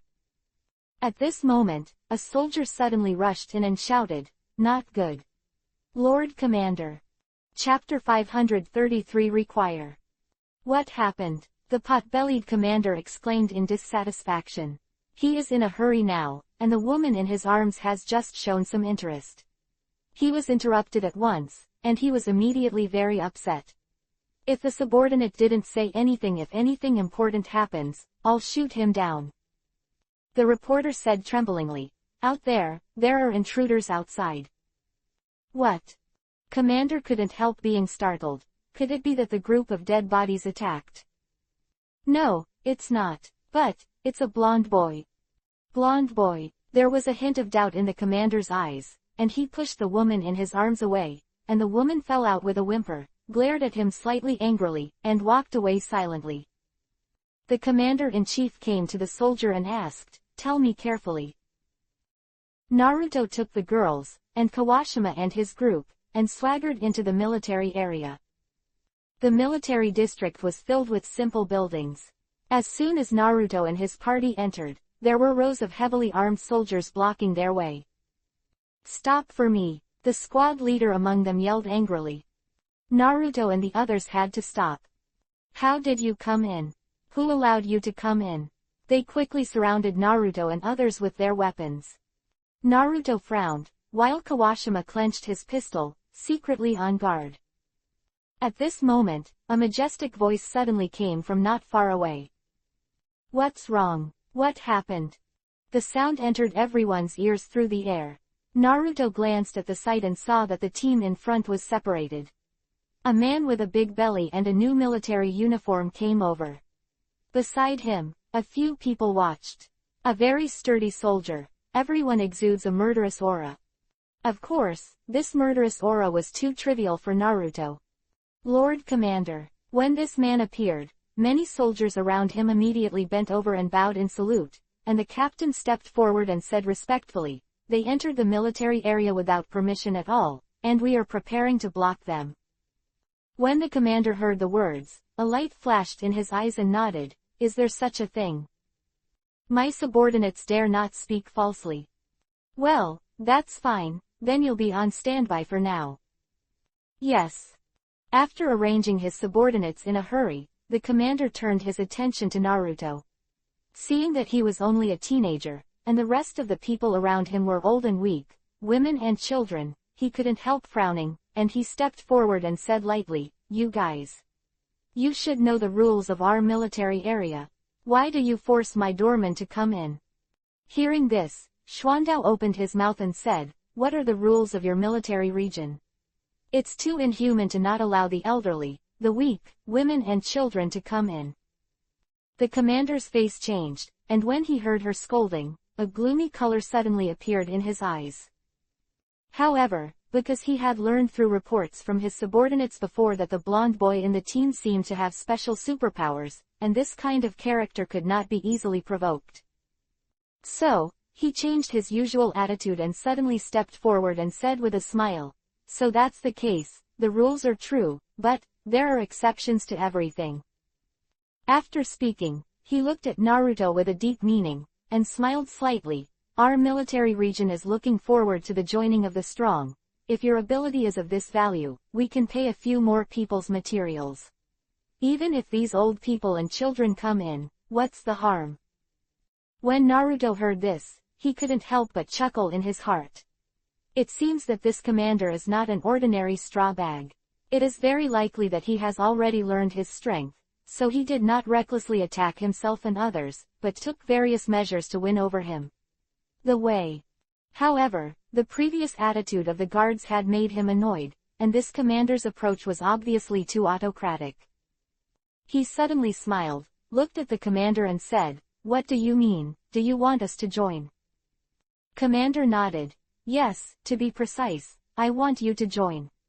Become my subordinate, I will give you many benefits, how about it?" Powerhouse. Mr. Naruto, you can't promise him. This guy seems to have bad intentions. Kawashima suddenly leaned into his ear and said softly. Following her voice, a faint fragrance sprayed onto Naruto's face. Naruto smiled lightly, glanced at Kawashima, and whispered, "I have my own measure." "How is it?" "I think it shouldn't be easy for you to take them here alone to take refuge. If you promise me, not only will you get a lot of benefits in the future, but they will also be well off, and even be able to live in this military region. Living here is better than most people." The commander threw the bait again, looking at Naruto and said. At this time, after hearing the commander-in-chief's words, the survivors who came in through ties couldn't help but feel a little moved. They all looked at Naruto, hoping that he would agree and help people to the end. In this case, they would also you can live a good life in this military area. It has to be said that this is the inferiority of human beings. Once something beneficial to oneself occurs, it will maximize the advantages and disadvantages of others and take it lightly. They hadn't considered how many troubles would await him once Naruto became the commander's subordinate. Fortunately, among these people, Kawashima doesn't think so. As a police officer, she also knows how strict the relationship between superiors and subordinates in the army is. After Naruto becomes the commander's subordinate, he will definitely be ordered to do all kinds of difficult tasks. A task that is equivalent to signing a contract of prostitution. Kawashima would never be willing to trade other people's lives for this kind of peace. "Mr. Naruto, please think about it carefully, it is best not to agree to his request," Kawashima whispered. And the commander-in-chief couldn't help frowning slightly when he saw that Kawashima had been making suggestions in Naruto's ear, and he was already very upset. What a snarky woman.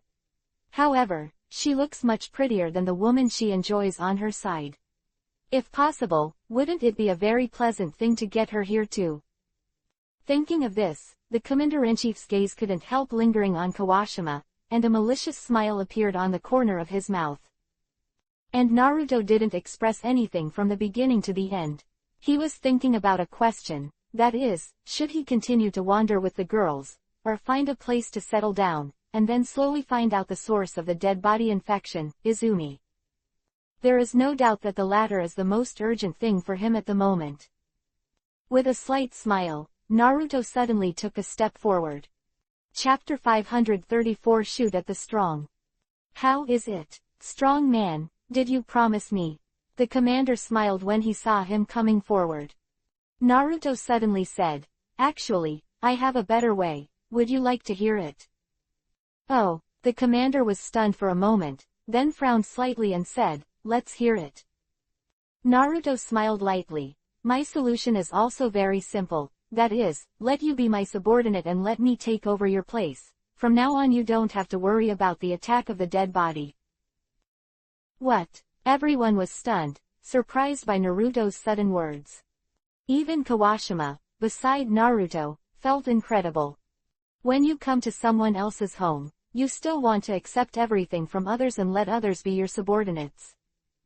It's just a dream. However, such a dream is really not a strange thing for a strong man with mysterious abilities like Naruto. And now, what she is curious about is the reaction of the commander-in-chief.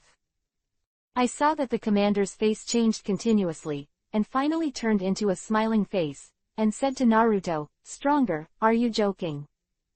"What do you think?" Naruto smiled back. "Haha, very good. Since you are so disrespectful to Lao Su, then I will be rude. No matter what kind of person you are. In Lao Su's territory, I will never let you have a good time." With a wave of the ground, a group of fully armed warriors appeared behind him in an instant. Do you know why Lao Su took the trouble to talk to you so much? A cruel arc emerged from the corner of his mouth. I've all been waiting for my troops. Today, you guys are hard to fly. Dare to be arrogant in Lao Su's territory. I don't want to live anymore. The commander said with a grim smile. Kawashima and the others were all startled, and the girls in the RV were also startled, but Naruto always had a calm smile without a trace of nervousness. For him, what if there are more people? For him, what if the hot weapon is more powerful? However, although Naruto was not afraid at all, the survivors brought by Kawashima around him were so frightened that their legs were weak. Kawashima also approached Naruto nervously, and her hand holding the gun was shaking slightly. Although she was an upper-level police officer in the police station, she had never seen such a battle. A row of well-armed elite warriors, arranged in 2 columns, surrounded Naruto and others in a triangular shape. And everyone holds the most advanced weapons in their hands, all of which are newly developed high-explosive weapons to deal with dead bodies.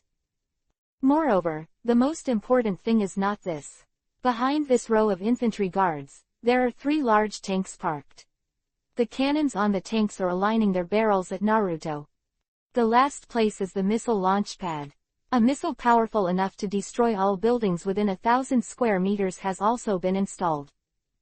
All of this makes people feel a very heavy pressure. All this, no one can face. Standing under these barrels, anyone will have weak legs. However, Naruto just frowned slightly, and then a disdainful smile appeared on his face. This trace of a smile appeared, which immediately surprised the commander opposite him. Isn't this guy even afraid of these high-tech weapons? This is impossible. Even if he is really a powerful ability user, he can't reach this level, right? Otherwise, you can't rule the world. He must be bluffing. The commander thought to himself. With a cruel smile on his face, he smiled at Naruto. How calm. Are you sure you can block all my attacks? Naruto smiled lightly. Since you have already done this, then I will be welcome. Give it to me. When the commander-in-chief heard Naruto's tone, he felt bad for a while. He suddenly ordered his subordinates to shoot, trying to kill Naruto instantly. However, just when those subordinates just pulled the trigger, Naruto's hand speed was faster than theirs, and he squeezed several marks like a phantom in his hand. The next moment, a huge purple square enchantment rose from all sides. Protect everyone on your side. Chug. The bullets hit Naruto's barrier like locusts like raindrops, but when the bullets landed on the lavender barrier, they were bounced away one after another. The speed of fire was as high as several hundred meters per second. The powerful force generated by the bullet cannot be stirred up by even the slightest ripple in the world. Shocked. At this moment, when the lavender light curtain rose out of thin air and blocked all the bullets, the people present, whether it was Kawashima or the others, or the commander and his subordinates over there, were deeply moved. Shocked. What kind of defense is this? What kind of power is this? It can be so strong that it can instantly stop dozens of machine guns from firing. Tanks are ready. Launch. After the momentary stunt, the commander was worthy of being the commander. He reacted and immediately let the 3 tanks launch cannonballs at where Naruto was. Boom. The cannonball smashed into the barrier where Naruto was located like a meteor. With a bang, Naruto frowned slightly, and the entire barrier was slightly rippling, but it soon returned to calm. The cannonball exploded outside the barrier, followed by several explosions, all of which hit the barrier. Naruto stood upright, one hand was slightly condensed, and the chakra in the body continued to output the maintenance enchantment. The barrier stood there, motionless, and under the blessing of Naruto's chakra, the power of the cannon could not penetrate, and could only slightly arouse some ripples in the barrier.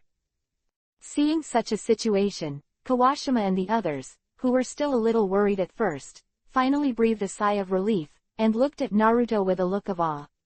And there is such a power of pervert. Who is he? Is it Superman? God? This question arises in everyone's mind. The soldiers in the tanks were full of fear. They knew how powerful the cannon was. At least one cannonball would destroy a house, but such a powerful cannonball could not shoot through the cannon. A light curtain that looks thin. What the hell is going on here? Is he human or ghost? Is it really God? Chapter 535 Transfer Missile. However, at this moment, the panic-stricken commander could no longer care about anything. A crazy look suddenly appeared on his face, and he roared, "I don't believe it, I can't kill you with missiles. X-24. Launch me," he ordered loudly, and the soldiers who had surrounded Naruto and others all backed away. In a tank. In an instant, a large space was vacated around. Only the people surrounded by Naruto's square barrier remained. At this time, in the military region, on the missile launch pad, a giant missile with a length of 3 or 4 meters and a width of more than 1 meter has been ignited and launched. This missile is the most powerful weapon that does not survive in the military area. It will never be used unless it is a last resort, but this time, facing Naruto, this is completely beyond the power of people's perception, and the commander can't care about it. So that it also schedules the launch early. This missile can be said to be the last trump card of the military region. This is a missile capable of destroying everything within a 100-meter radius. Boom! Behind the missile, flames rushed out, and the huge thrust sent it into the orbit aimed at Naruto. Because Naruto was near the launch pad, the missile reached Naruto's barrier almost instantly. Facing the whistling missile, Naruto didn't know how much power it contained, but he knew that his barrier might really be unable to stop such a powerful attack. At this time, Kawashima also exclaimed, "That is the newly developed high-explosive missile. The power is absolutely immeasurable. Be careful." Her voice was already full of tension, although Naruto's enchantment was powerful, but the power of this missile is not small. If this thin layer of light curtain is destroyed, everyone will be finished. Naruto frowned slightly. Although he is confident that he will use the method of strengthening the barrier to resist the missile, it is estimated that if he does so, he will need to spend enough chakra to strengthen the barrier and maintain it. For him, it is far less simple than another method. His eyes narrowed slightly, and he said lightly to Kawashima and the others beside him, "You stay here and don't move around, I'll come when I go." Everyone was surprised. Naruto smiled slightly. "Don't worry, you will be safe." His smile shocked everyone. It was an extremely confident smile, as if no difficulties could stop him, and no danger could hinder his smile. This is a kind of confidence that comes from the strong. It makes you want to surrender. Kawashima couldn't help but stay. At this moment, Naruto jumped lightly, flew out of the barrier, and instantly appeared in midair, in front of the missile. Then, Naruto's hands suddenly hand-seal, and several extremely mysterious seals were completed almost instantly. Immediately afterwards, he stretched out his palms forward, and his palms were just aimed at the whistling missile.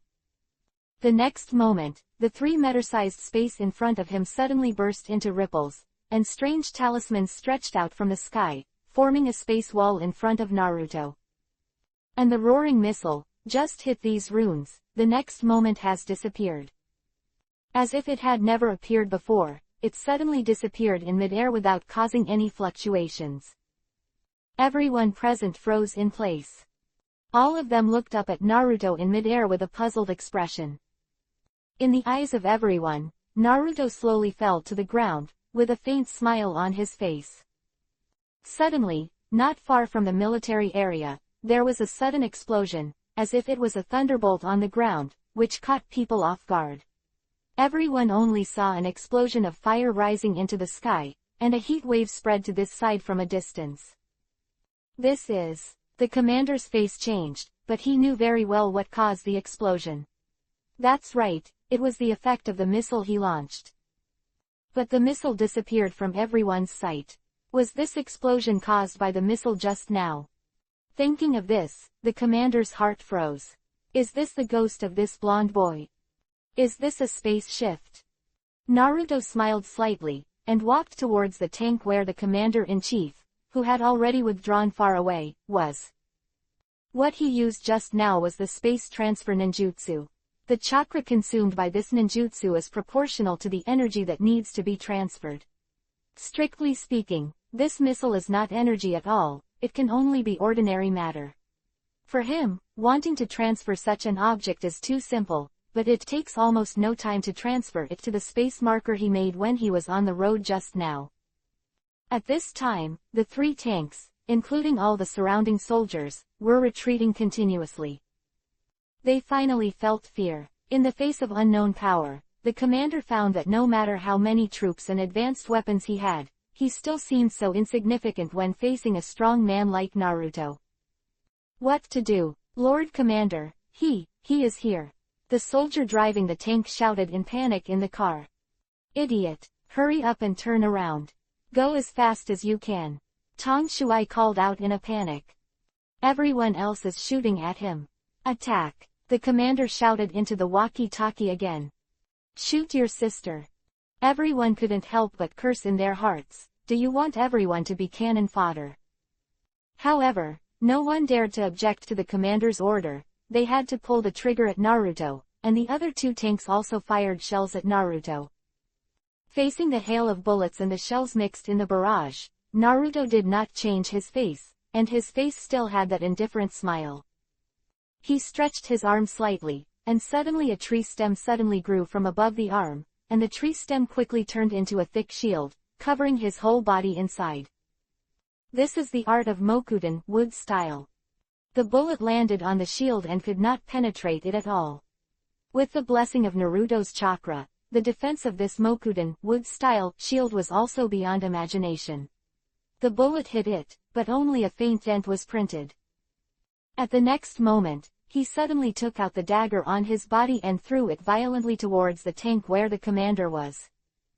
The dagger flew to the tank in an instant, hit the body of the tank with a local sound, and was ejected by the armor above. But this is enough. Naruto saw the timing, the chakra in the body condensed slightly, and the figure disappeared in place instantly. Chapter 536 Surrender. Instant flash. The art of Hiraishin. Able to cross all obstacles and jump between 2 points. There is no time gap. Naruto's figure, I do not know when, has appeared on the tank. Through the small glass door in front of the tank, Naruto saw the commander and soldiers inside. The shock, disbelief, and fear on their faces fell into his eyes. He smiled lightly, and while everyone else was looking for Naruto's figure, his arm had already stretched out quickly, and at the same time, a blue chakra ball was instantly generated in the palm of his hand. Rasengan. The whistling whirlwind, with its incomparably powerful force, pressed the energy ball in Naruto's hand on the tank. Boom. In an instant, the energy ball and the tank's armor sent a piercing sonic boom. The intense light almost surrounded the entire tank. The commander and soldiers inside the tank only felt that the whole car was shaking and shaking. Boom boom boom. Finally, an extremely powerful shock wave came in through the outer armor, and the 2 of them were immediately shocked by this violent force, and their bodies slammed into the back chair. Puff. Despite the protection of the armor, this spiral force still seriously injured the 2 people through these defenses. If they hadn't been hit head-on by Rasengan, they would have died. The armor on the front of the tank had also been bombarded by this powerful force, and the light entered. Naruto looked at the 2 people who were sluggish in the car, reached out and threw the soldier out, leaving behind the big-bellied commander shouted to everyone around him, "Your commander is in my hands, why don't you put down your weapons?" The commander's face was ashes at this time, blood was still hanging from the corner of his mouth, and his expression was pain and despair as his body was injured. Why is this guy so strong? This is simply unimaginable. A team of elite soldiers, dozens of advanced weapons, and 3 tanks equipped with cannons, and even missiles were used. But in the end, not even a single hair on the other side was hurt. What is the origin of this blonde boy? How could such a person come to the military region for refuge? While the commander's heart was full of fear, he was also full of doubts. Of course Naruto didn't come to take refuge, he just wanted to find a place with many talents to study the mystery of dead body infection together. Unfortunately, the commander-in-chief of this military region made a wrong judgment. Those soldiers with weapons in their hands couldn't help but change their expressions when they saw their supreme commander being carried by Naruto like a chicken. Let go of the commander-in-chief. Someone shouted. Naruto smiled lightly. You who are ruled by this kind of guy, are you really sure that you can survive in this world? Everyone was stunned when they heard the words. Naruto jumped high, took the commander a few ups and downs and returned to the enchantment, then threw him aside. Yazi got out of the car and came to him, pulled out a long knife and put it on his neck. There was an excited smile on his face, and he said softly, kidnapping the commander-in-chief, this kind of thing is really exciting. Naruto. Naruto smiled slightly, then walked out of the barrier again, clapped his hands and said loudly, I'll give you 2 options now. 1. Resist to the end, and 2. Compromise with us. Naruto's words caused the soldiers present to look at each other in dismay. They know that if they choose the first one, with Naruto's powerful strength, it is estimated that they will die miserably, and if they choose the second one, they may have a new way out. Who is not afraid of death? Before the disaster, they might have resisted, for the so-called military will, but in today's apocalyptic world, they just want to live, compared to following a commander who only knows how to have fun all day long. Choosing to surrender to a strong man like Naruto can survive better. The field was suddenly silent for a few seconds, and the next moment. Clap clap. There was a sound of guns hitting the ground. Under the surprised eyes of Kawashima and others, almost everyone present put down their weapons and chose to surrender. And the commander who fell to the ground was full of despair and anger. You bunch of traitors, aren't you afraid that the superiors will come to destroy you? Hearing the words, the soldiers hesitated slightly, but in the end they gave in to Naruto. After all, Naruto's strength is there. If he resists, even missiles can't help him. Who can beat him? Moreover, if the military region is handed over to Naruto to rule, it may not be worse than the previous commander. Perhaps, under the protection of a strong man with superpowers, everyone will live better. Seeing that everyone put down their weapons and bowed their heads to himself, Naruto smiled, waved his hand, and the barrier was withdrawn. Yako and Kawashima both held the commander in hand and followed Naruto's footsteps. Shizuka, who was behind, followed the crowd in the RV and went forward together. Those survivors who followed Kawashima and Naruto couldn't help showing excited expressions on their faces. It's so handsome. It's so cool. Oh my god, what are we doing? We actually kidnapped the commander of the military region. I don't even dare to dream of doing such a thing. A survivor murmured. The other person also nodded excitedly. Yes, in comparison, the miraculous means of this adult are even more incredible. Inside the commander-in-chief's palace. Naruto, the girls of Shizuka who got out of the car, as well as Kawashima and the survivors she brought, all gathered together. In front of him was an officer in the military district. After they got the news that the commander had been captured, they immediately brought a horse to Naruto, ready to force him to hand over the commander. Unfortunately, at this time, the soldiers who had surrendered quietly told them about Naruto's ability.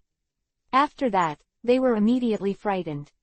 Just as they looked at each other, a cold female voice suddenly came from outside the gate. What happened? Why are there signs of battle in the square? Are all the dead attacking? As soon as the voice fell, a graceful figure walked in from the door. When he saw Naruto and others in a large group of officers, he couldn't help but be stunned. This is Rika. An exclamation sounded, and Shizuka couldn't help but ran over immediately when she saw the person coming. Shizuka, you came so fast. By the way, what are you doing? Commander. Chapter 537 Arrange and Plan. Shizuka was slightly overjoyed by Nan Rika's appearance, but the situation at the scene made her feel a little embarrassed. After all, Nan Lixiang was the subordinate of the commander-in-chief, and she and others caught her boss. After hearing her question, Shizuka couldn't help but laugh dryly and looked at Naruto. At this time, Nam Lixiang had already seen the commander-in-chief lying on the ground at a glance, and could not help frowning and came to Naruto to ask, "What's going on? Why is the commander-in-chief like this?" Naruto shrugged and smiled faintly. "As you can see, I dismissed him for his job." "Huh, what do you mean?" Nam Lixiang's face flashed a hint of surprise, and his eyes turned around the faces of the other officers next to him. Seeing that everyone was actually submissive, he couldn't help turning his head. "Ask Shizuka. Shizuka, what the hell is going on?" Facing her friend's question, Shizuka had to pull her aside and tell her about the whole thing. After listening to his friend's description, Nam Lixiang exclaimed, "It's incredible. Shizuka, how dare you do such a thing? Seika, you should support us, right? That commander treats the survivors differently, it's really hateful." Shizuka shouted with fists clenched. Nam Lixiang was stunned for a moment and smiled bitterly. "That's what you said, but if you do this, aren't you afraid that everyone will object?" "HMPH, they don't dare to object," Shizuka said with a smile. "See for yourself, these officers are now scared by Naruto." Nam Lixiang couldn't help but be stunned. Immediately, she gave a wry smile and covered her forehead. What a mess. After more than an hour of discussion, the officers who originally belonged to the commander-in-chief had already expressed their compromise to Naruto. Only a few of them were unwilling to surrender, and in the end, several other officers showed their loyalty and directly united with Naruto. "Get up and escort them down." Unexpectedly, things that I thought would be very complicated were solved very simply, and Naruto became the commander of the military region smoothly, replacing the original commander's position. And those subordinates are also vying to show their loyalty to Naruto. They thought, following a strong man with superpowers is better than following an incompetent commander.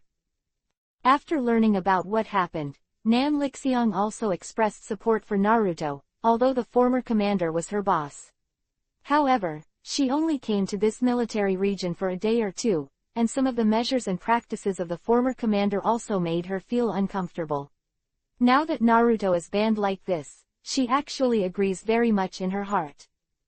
What's more, the world is completely paralyzed, everyone can't protect themselves, and it is already a lucky thing to survive, who cares if their boss changes?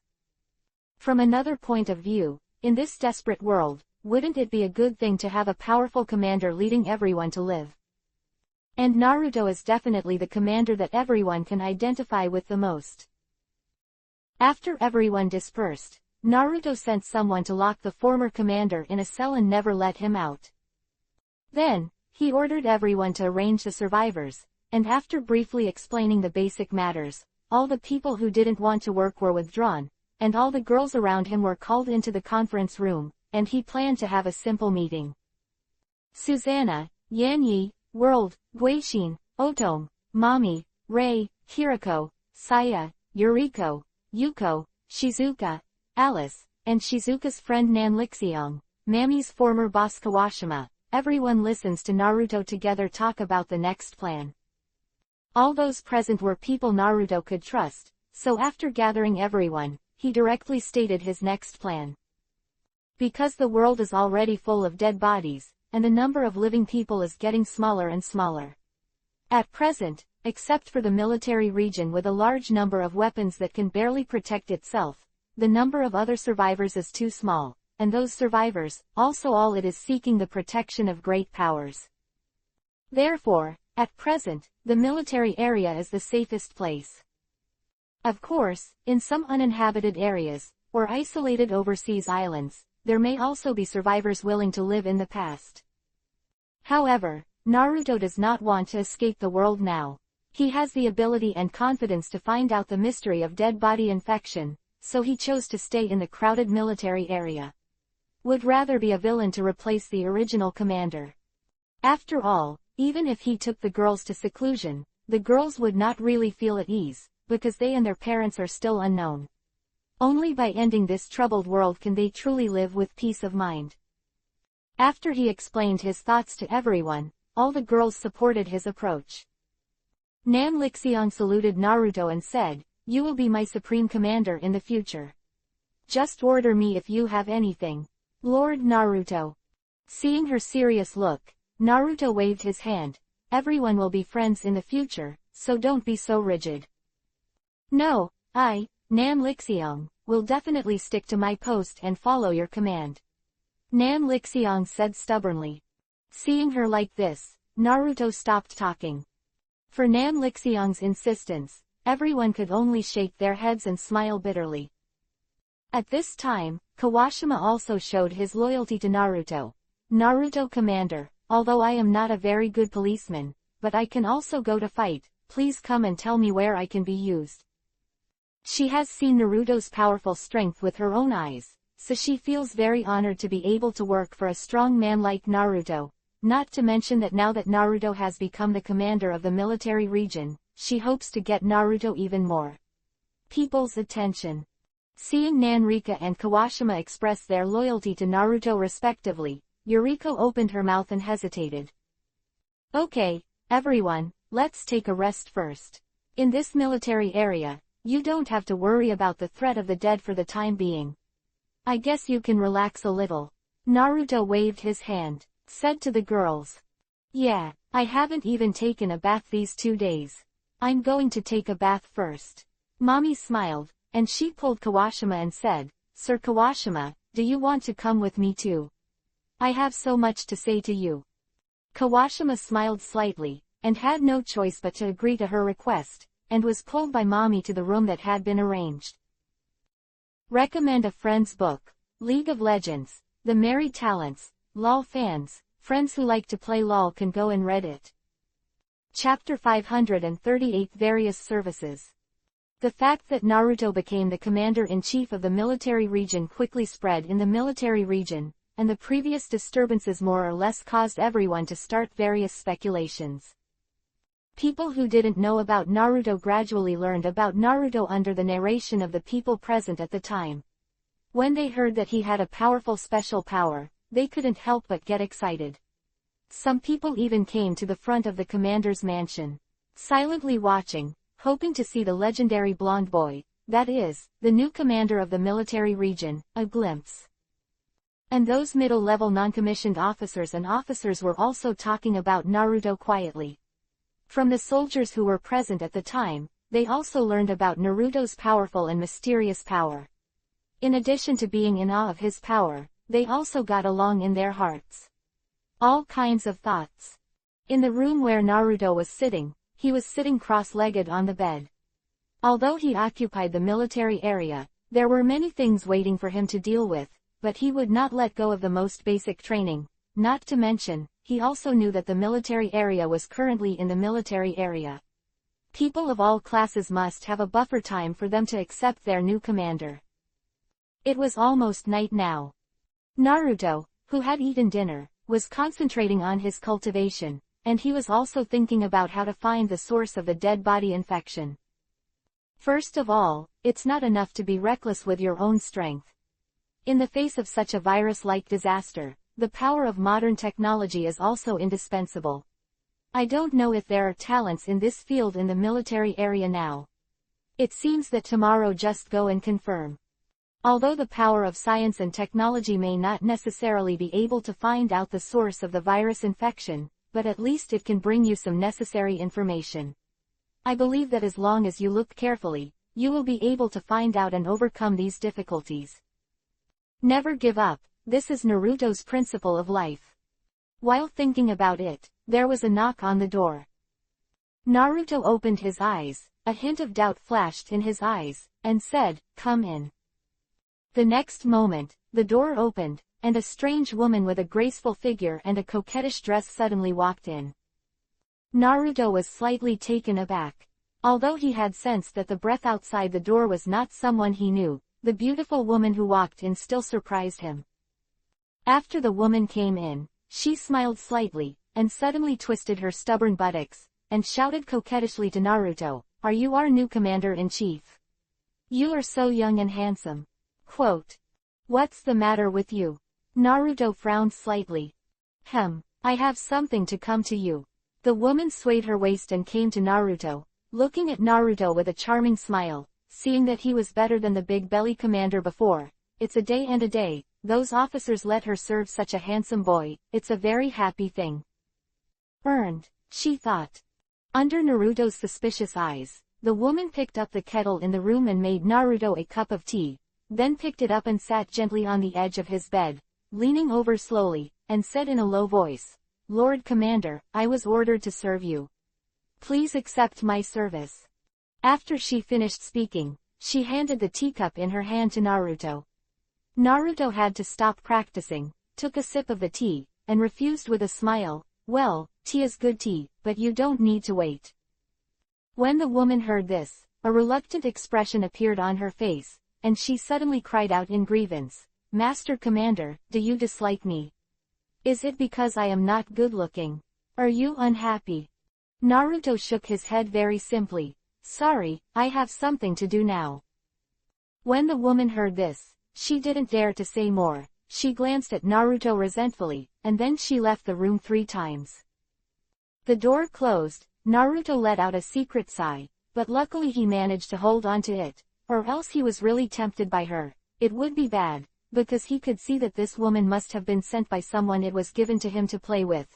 From the coquettish temperament emanating from her body, it could also be seen that such a woman was no longer a virgin, and he did not like this kind of woman who had been played around for a long time. However, after a while, the door was knocked again, and Naruto woke up from the practice and motioned for the other party to come in. Another woman walked in. She was also a woman Naruto didn't know, but compared to the previous one, she was bolder. As soon as she came to Naruto's room, she went straight to Naruto and came to his bed. Before he stood there, he took off his jacket, leaving only the purple hood inside. "Master Commander, please accept my service. I will make you very comfortable." She said that, then stepped forward and suddenly straddled Naruto's lap. A pair of jade arms supported Naruto's with a light smile on his shoulders. He said, "Sir, where do you need me to start serving?" Naruto swallowed hard. It's so direct. It's really unbearable. He urgently needs the feminine energy of a woman to cultivate. This woman is so direct, isn't this seduce him to commit a crime? Hey, this. Naruto originally didn't want to accept these dusty women, but the temptation in front of him was too great, and he didn't have the ability to sit still. Let's start from here first. The woman saw Naruto's heartbeat. Her face could not help flashing a hint of joy. Her hands immediately touched Naruto's cheeks, and she pursed Yuhi's lips and moved towards Naruto. Kissed on the mouth. However, just as her lips were about to touch Naruto, there were a few soft clicks from the tightly closed door. Loving woman off his body and watched the woman hurriedly get dressed, and then called to the door, "Come in." The door was opened again, but this time it wasn't anyone else who came in, but an acquaintance, Yuriko Gaochung. "You go down first," Naruto said to the woman with a grudge beside him. "Yes, Lord Commander, please call me when you need it." The woman smiled and left the room. Yuriko watched the woman leave with a light expression, then closed the door and walked towards Naruto. "Aunt Yuriko, what's the matter?" Naruto was slightly embarrassed. Although he had nothing to do with the woman, he was still a little uncomfortable when she saw it. Yuriko slowly came to Naruto and stared at him intently. Seeing his somewhat embarrassed expression, she suddenly burst out laughing. "Naruto, it seems that you really need a woman." Chapter 539 can be needed. Naruto was stunned for a moment. A slight smile flashed in Yuriko's eyes, and she glanced below Naruto. A dizzy Yuhi flashed across her face. Only then did Naruto realize something was wrong, and when he looked down, he saw that a tent had been propped up high under him. Embarrassing. Naruto wanted to reach out and cover it, but it would definitely be more unsightly, so he had to shrink slightly, trying to make it less protruding. But this is obviously in vain. The place is too big. Even if it is, it will still look very big, and it makes people pay more attention to him. Yuriko rolled her eyes at him slightly, and her eyes couldn't help but turn around on his ability.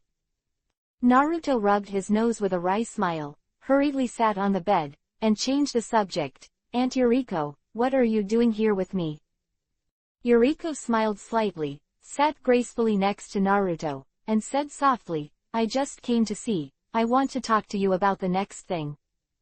Oh, Aunt Yuriko, do you have any good suggestions for the future development of the military region? Naruto said. Hee, that's really clever. Yuriko pointed out his jade and pointed at him, then smiled. Naruto, you are now the commander of the military region, shouldn't you do something first? Huh, what needs to be done? Naruto was taken aback. For example, raising your prestige in front of your subordinates, or liaising with the commanders of other military regions, is very necessary for your future development. Yuriko said. She used to be a Wall Street trader, and her public relations ability is also very outstanding, so she wanted to give Naruto some pointers on this ability. As everyone knows, Naruto was the 6th generation Hokage before, not to mention the public relations ability. His ability to handle things is not too bad, but in this world he gives the biggest impression of being strong, and other aspects. The ability didn't show much. In the face of Yuriko's kind reminder, Naruto smiled slightly. I know Aunt Yuriko, I have my own measure of these things. The most important thing now is to find a way to restore the dead. These things are not important. That's what you said too, it seems that I've been bothering too much. Yuriko couldn't help but smile awkwardly when she heard the words. Naruto smiled and shook his head. Immediately afterwards, the two suddenly fell into silence for a while. Naruto always felt that Yuriko seemed to have something on her mind, but he didn't ask too much. After all, women's minds are really not easy to guess. After a while, in the quiet room, Yuriko finally asked aloud, Naruto, do you really need a woman right now? Naruto couldn't help but be stunned for a second. I had heard Yuriko say this just now, but she didn't expect to ask it again this time, but this time, there was no joke in her tone. It's a serious taste. He couldn't help but be puzzled, and he was even more uncertain about her intentions for coming here. Why do you ask this? Aunt Yuriko, now talking about this topic. It's a little inappropriate, Naruto said a little embarrassedly. It's no wonder Naruto thinks so much. It's because Yuriko is so beautiful. As a mother, she looks like a girl in her 20s. She has smooth and delicate skin, and her figure is so graceful, with a protruding front and back. Warped. Especially her long pink hair, which was slightly draped over her shoulders, seemed to exude a faint fragrance. She seems to have just taken a shower. A thought suddenly popped into Naruto's mind. When Yuriko heard Naruto's words, she couldn't help but pursed her lips and smiled. She rolled his eyes at him and said, I don't think of you as a child, so it's normal to talk about these topics. Although Naruto's mind is not a child anymore, he is indeed a generation behind Yuriko, and she is talking about women to herself at this time, which makes Naruto a little uncomfortable. Because he had already been seduced by those women before. He couldn't hold it anymore. At this time, as Yuriko said, he really needed women. He wanted to find Mommy Yanye in their room at night. Yuriko laughed again, suddenly put her hand on Naruto's shoulder, and quietly leaned over her face and whispered, Hey Naruto, if you really need a woman, I can be needed by you. What? Hearing this, Naruto couldn't help but be startled, turned his head to look at Yuriko, but saw Yuhi dizzy on her face, leaned forward, and looked down to see the charming scenery in her open-chested dress. The deep ravine between the two high bulging towers is simply hard to extricate.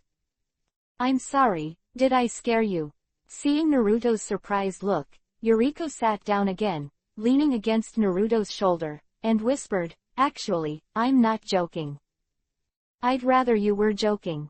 Naruto smiled wryly. However, his heartbeat could not help but speed up slightly. Actually, I know a secret of you. Yuriko couldn't help laughing, noticing the heartwarming look in Naruto's eyes. What secret? Naruto frowned, somewhat surprised. This secret has something to do with your power. I overheard you say that you need to have sex with a woman in your practice, isn't it? Yuriko dazed Yuhi, her hands resting on Naruto's shoulders, her plump body tight. Leaning against his chest tightly, she raised Ruolin and said, So, I can help you cultivate this. How do you know this? Naruto couldn't help but smile bitterly. It seemed that he only told mommy and the others about this secret, which was when he was at Yuriko's house last time. Could it be that Yuriko was outside the door at that time? No wonder, I happened to see her there when I was going out. So she had been eavesdropping outside the door. Thinking of this, Naruto couldn't help but look at Yuhi, which was really embarrassing. At that time, he and mommy, Yanyi and the others were crazy for a long time. Did she listen to all the words she said during the period? Looking down at Yuriko, she saw an ambiguous smile on her face, the pink bangs on her smooth forehead swaying slightly, and there was a smile in those beautiful eyes, which was clearly a joke. Aunt Yuriko, eavesdropping is not a good thing. Naruto covered his forehead and said speechlessly. Giggle, you're not a decent person by doing such an outrageous thing in someone else's house. Yuriko laughed while covering her mouth. Chapter 540 Test. Hey Naruto, do you still need me now? Yuriko smiled and winked at him. To be honest, Yuriko's temptation is really not that big. She has a mature and elegant temperament. As long as a man will be fascinated. However, Naruto remained sane. However, this sanity was immediately destroyed in the next moment. Because, Yuriko's soft jade hand suddenly slid down from Naruto's shoulder, along his solid chest all the way to Naruto's abdomen. The itchy feeling made Naruto's stomach twitch slightly. Aunt Yuriko, Naruto's breathing became a little faster. Hee, men really are animals that don't mean anything. Yuriko's jade hand suddenly touched the bulge under Naruto. Hey, do you know what you're doing? Aunt Yuriko. Naruto quickly stretched out a big hand and grabbed her slender white and tender arm, trying to stop her from continuing to invade, but Yuriko's jade finger moved slightly. It immediately stimulated Naruto's sensitive point. Naruto opened his mouth and groaned, and his inner will to resist was weakened to a minimum. This is what she wants to fuck me, I don't care. Although I don't know which of her tendons is wrong, but since it's already like this, then I really can't be loose away. After fighting, Naruto's eyes suddenly became hot when he looked at her, and his breathing became heavier. When Yuriko noticed these changes in him, she couldn't help laughing inwardly, and there was a lust in her body. Speaking of which, she hadn't had sex for a long time. Since the last time she accidentally heard Naruto and the girls with such a majestic voice when she was doing it, she had already had an inexplicable emotion towards Naruto in her heart. And along the way, she was protected by Naruto again and again, so that she, who was originally strong, could not help but realize that she needed to be protected as a woman. Moreover, she came here with another purpose in her heart. The long pink hair fell gently and fell on Naruto's face. Yuriko's dress had already slipped off, revealing her smooth white and tender jade body. Look at the black hood covering the two mountains. And the black pants that covered the hips. It is said that from the color of a woman's underwear, you can see what kind of character the other person's heart is. According to legend, the darker the color, the stronger the woman's desire for sex. At this time, Naruto saw black. He was lying on his back on the bed, Yuriko threw himself on his chest, and a pair of bright white and tender thighs were riding on Naruto's body. She propped up the bed with one hand, pinched her pink hair with the other, and gently touched Naruto's face with the tip of her hair. Fiddle on. Seeing how Naruto endured so hard and didn't dare to touch her, Yuriko's face was full of smiles. Naruto, do you think I'm old and don't want to touch me?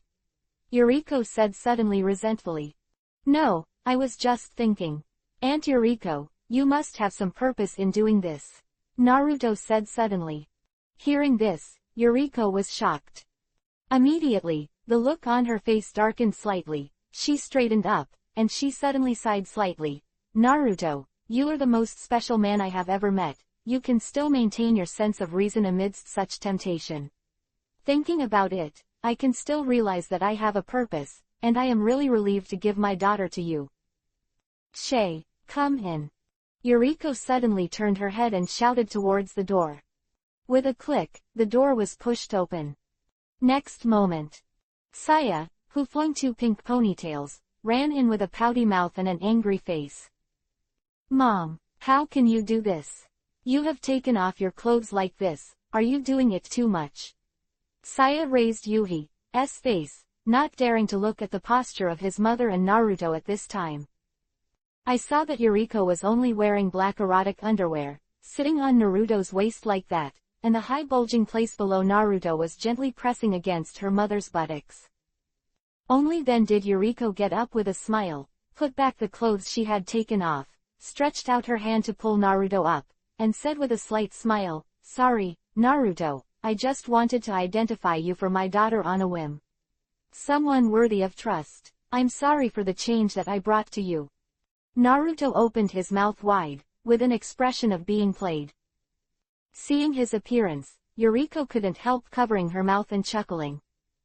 After laughing for a while, Yuriko's face suddenly became solemn, and she looked at Naruto seriously and said, "Naruto, I am just such a daughter, although I know you have other girls, Saya and I don't mind this. Now that we are all helpless, I can only feel more at ease by entrusting Saya to you and making her your woman.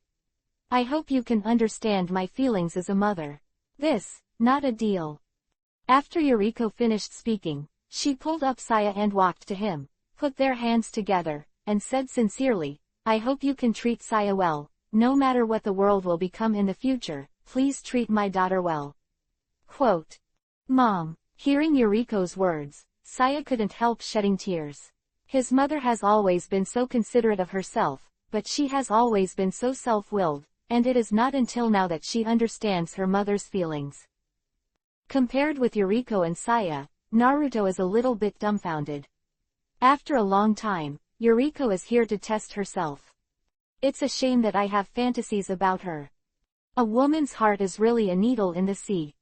Holding Saya's soft little hand, Naruto sighed slightly. Originally, he was still a little angry, and Yuriko was playing with her feelings, but when he heard that she had sacrificed so much for her daughter, he couldn't feel any blame in his heart. A mother, for the sake of her daughter's future, sacrifices herself to seduce and test her son-in-law with her own body. What kind of sacrifice is this? And, how big of a risk would this be? If he hadn't suddenly felt awkward and asked such a sentence just now, would the steel gun under him have already entered Yuriko's body?